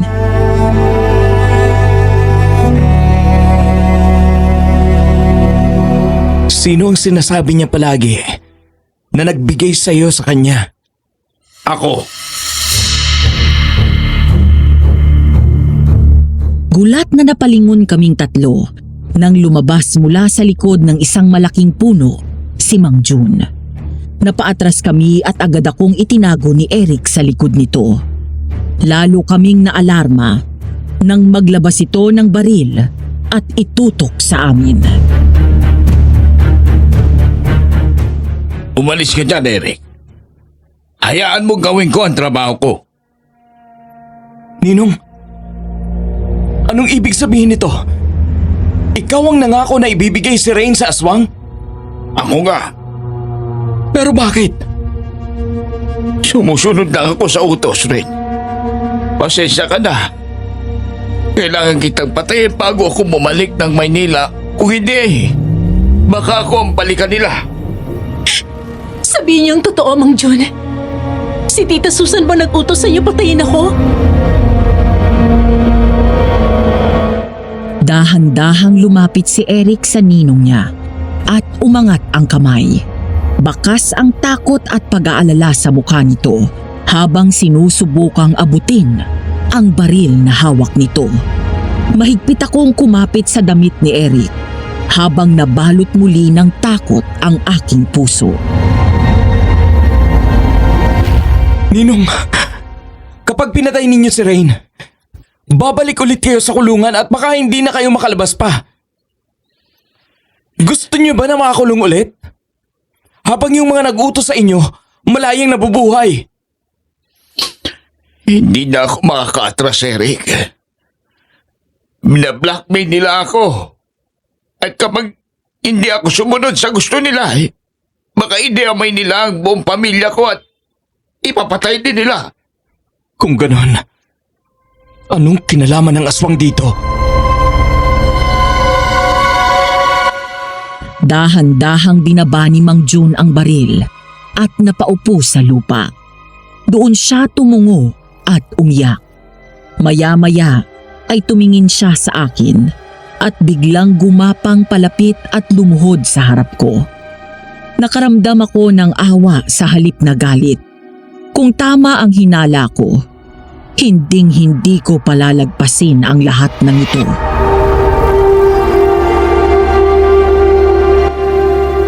Patawarin niyo ako, Ma'am Rain. Patawarin niyo po ako. Hindi ko gusto na patayin kayo pero ipit na ipit ako eh.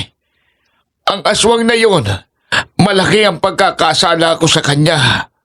Bago ako makulong ay napatay ko ang nanay ni Crisanto. Hindi ko alam na may lahi silang aswang. Galit na galit si Crisanto sa akin at gustong-gusto niya akong patayin pero nagmakaawa ako. Hindi niya ako pinatay. Pero kapalit ng pagpatay ko sa kanyang ina, kailangan ay buhay din ang maging kapalit. Hindi ko agad nagawa ang naipanghako ko dahil nakulong ako ng mahabang panahon. Nang makalabas ako at makapagtrabaho nga sa pamilya mo, ma'am, nagulat na lang ako nang biglang dumating si Crisanto sa bahay ninyo. Noong gabing iyon, eksakto naman na lumabas ka mula sa bahay at nagpunta sa garden. Nakita ka niya at agad nagkagusto sa iyo.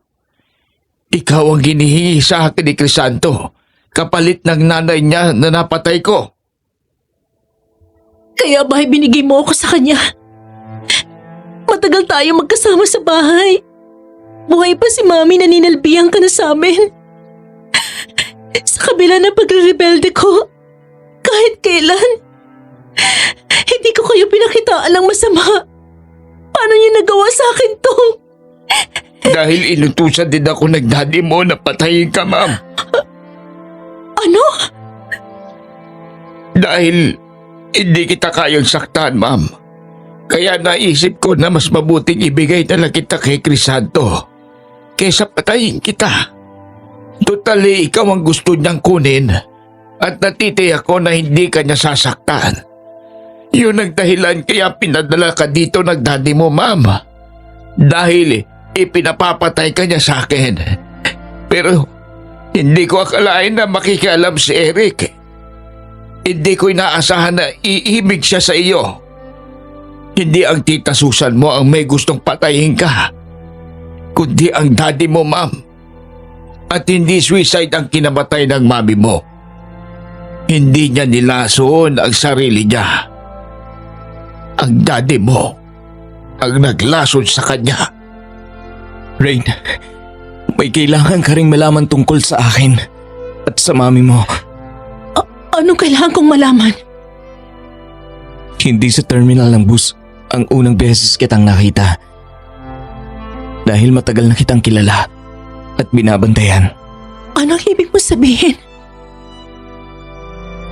Noong narelieve ako sa serbisyo, matapos ang paglilitis sa kaso ng pagpatay ko sa pumatay sa pamilya ko, si Ninong ang tumulong sa akin. Pinasok niya akong bodyguard ng mami mo. Noong panahon na yon, ay hiwalay na sila ng daddy mo. Palagi tayong nagkikita sa bahay ng mami mo tuwing dumadalaw ka. Pero hindi mo ako napapansin. Sa mga kwento ng mami mo kita nakilala. Ilang araw bago siya mamatay, hinabiling ka niya sa akin. Gusto niyang matuto ka ng mga gawaing bahay tumino ka dahil may pagka-spoiled brat ka nga daw.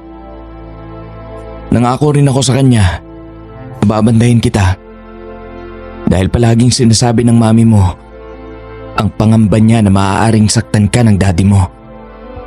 Kaya nang malaman ko mula kay Ninong na iuuwi ka niya dito sa Bicol, nagpresenta ako na dumito ka.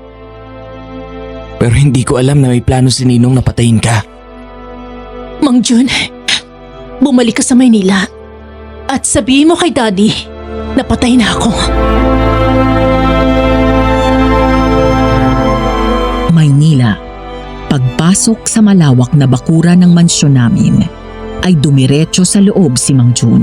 Agad ngumiti ang daddy ko nang salubungin siya mula doon sa pinto at dumiretso sila sa sala kung saan naroon din ang tita Susan ko. Ano, Jun? Nagawa mo na bang pinagagawa ko? Wala na si Rain? Opo.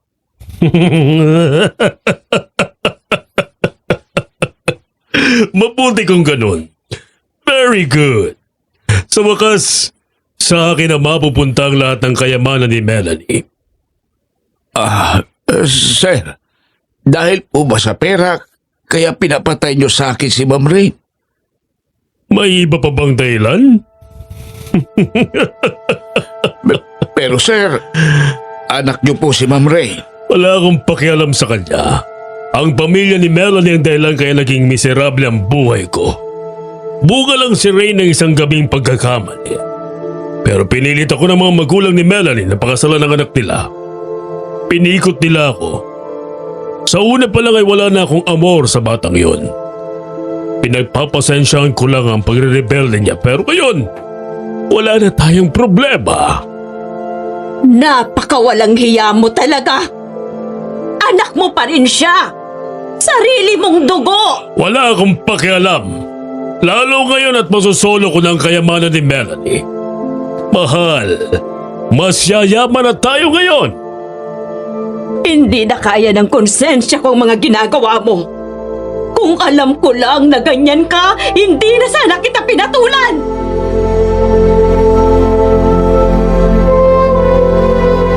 Matapos kong marinig lahat ng sinabi ng sarili kong ama mula sa kabilang linya, doon ako bumaba ng sasakyan kasama ang mga pulis at pumasok sa loob. Kitang-kita ko ang gulat sa mata ng daddy ko nang makita niya ako.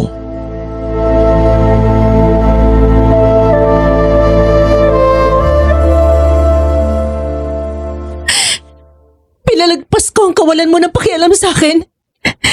Kaya pala pinatapon mo ako sa Bicol dahil gusto mo ako ipapatay kay Mang Jun? Anong klaseng tao ka? Ayaw mo sa akin? Pues ayoko rin sa'yo. At mula sa araw na to, binubura na kita sa buhay ko. Magpapanggap ako na hindi kita nakilala at magbabayad ka sa ginawa mo kay Mami. Traitor ka, Jun! Akala ko may kasunduan na tayo! Siguraduhin mong magandang magiging alibay mo sa mga pulis. Dahil hawak na nila ang mga ebidensya laban sa'yo. Mula sa mga conversation niyo ni Mang Jun sa phone hanggang sa mga CCTV footages na nakuha na namin. Rain, tutulong ako. Lahat ng nalalaman ko, sasabihin ko. Rain, sandali lang! Mag-usap tayo, anak! Rain!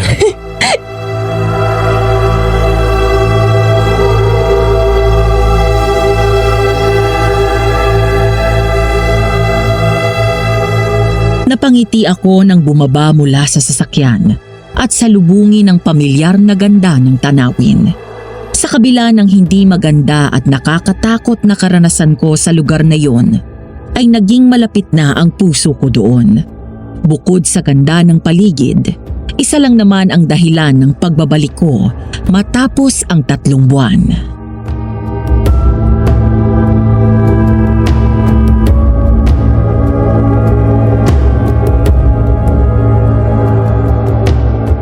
Sigurado ka na ba sa desisyon mo?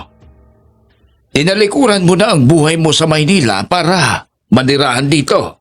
Sigurado po ako. Dahil dito ko natagpuan ang kapayapaan at masayang buhay na inakala ko matatagpuan ko sa piling ng sarili kong pamilya. Alam niya na ba ngayon na ang balik mo? Hindi po.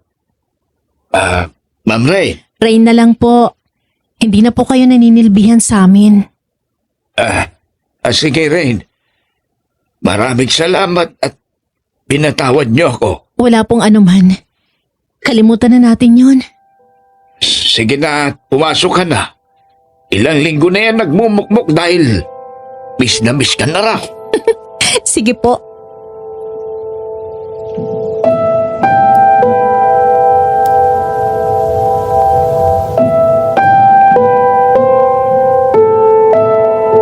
Napangiti ako nang maya-maya ay dumating si Alma, karga si baby Erica.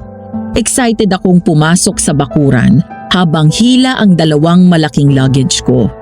Mula doon ay naririnig ko na may kumikilos sa loob ng bahay. 3 buwan din akong nanatili sa Maynila. Bukod sa inasikaso ko ang pagsasampa ng kaso sa daddy ko, nagbenta din ako ng ilang properties namin sa Maynila at nag-turnover ng kumpanya sa pinsan ko na pinagkakatiwalaan ko. Matapos yon, ay saka pa lang ako nakabalik dito.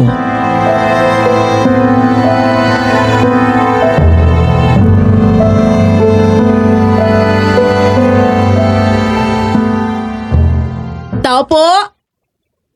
Tao po! Sino Rain?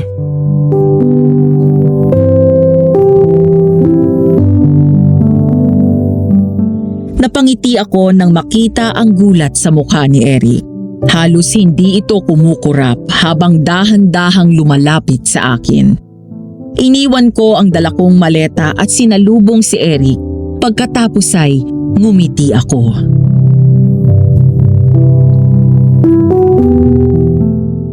Anong ginagawa mo dito? Ang akala ko, Umuuwi. Sa'yo. ang ibig mong sabihin... Oo, Eric. Mula ngayon ito ng bahay ko. At ikaw ng tahanan na uuwian ko. Dito na ako maninirahan. Iniwan ko ng buhay ko sa Maynila. Talaga? Hindi ka ba nagbibiro? Hindi. Hindi mo na ako iiwan ulit?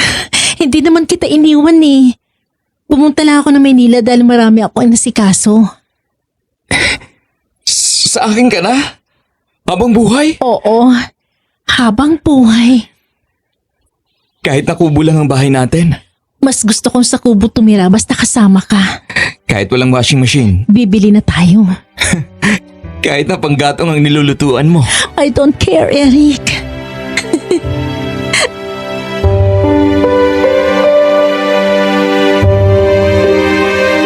Natawa ako nang nagmamadali nitong hinila papasok ang 2 luggage ko.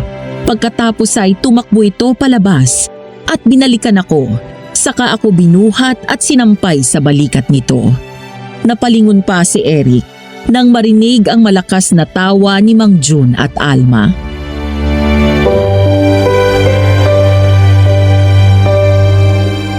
Hoy Eric, dahan-dahan at baka madapa kayo.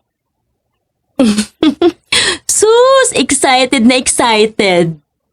Ninong, ikaw na munang bahala dun sa bukid ko. Ate, wag muna kayong pupunta dito ha. 3 araw kaming hindi lalabas. Hoy, grabe ka! Bye guys! Babawi lang ako!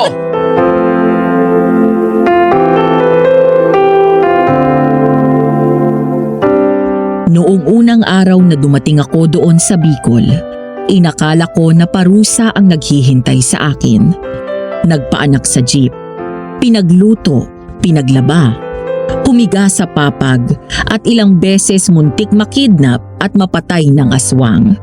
Hindi ko inakala na ang lahat ng yun ay magdadala pala sa akin sa isang pag-ibig na hindi ko inaasahan na darating pa.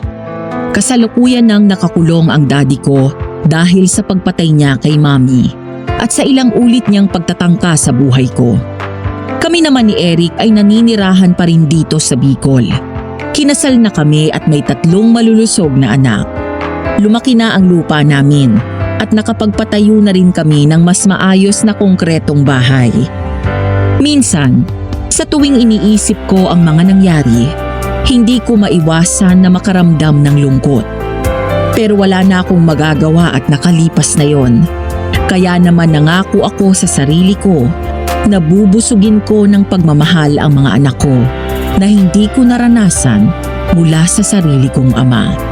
Ano kaya ang masasabi ng mga tagapakinig natin sa kwento ko, Madam Venus? Mayroon din kaya silang karanasan na gaya ng sa akin? Sa aswang man o problema na pangpamilya? Sana ay may natutunan kayo sa aking kwento. Hanggang dito na lamang. Nagmamahal, Rain.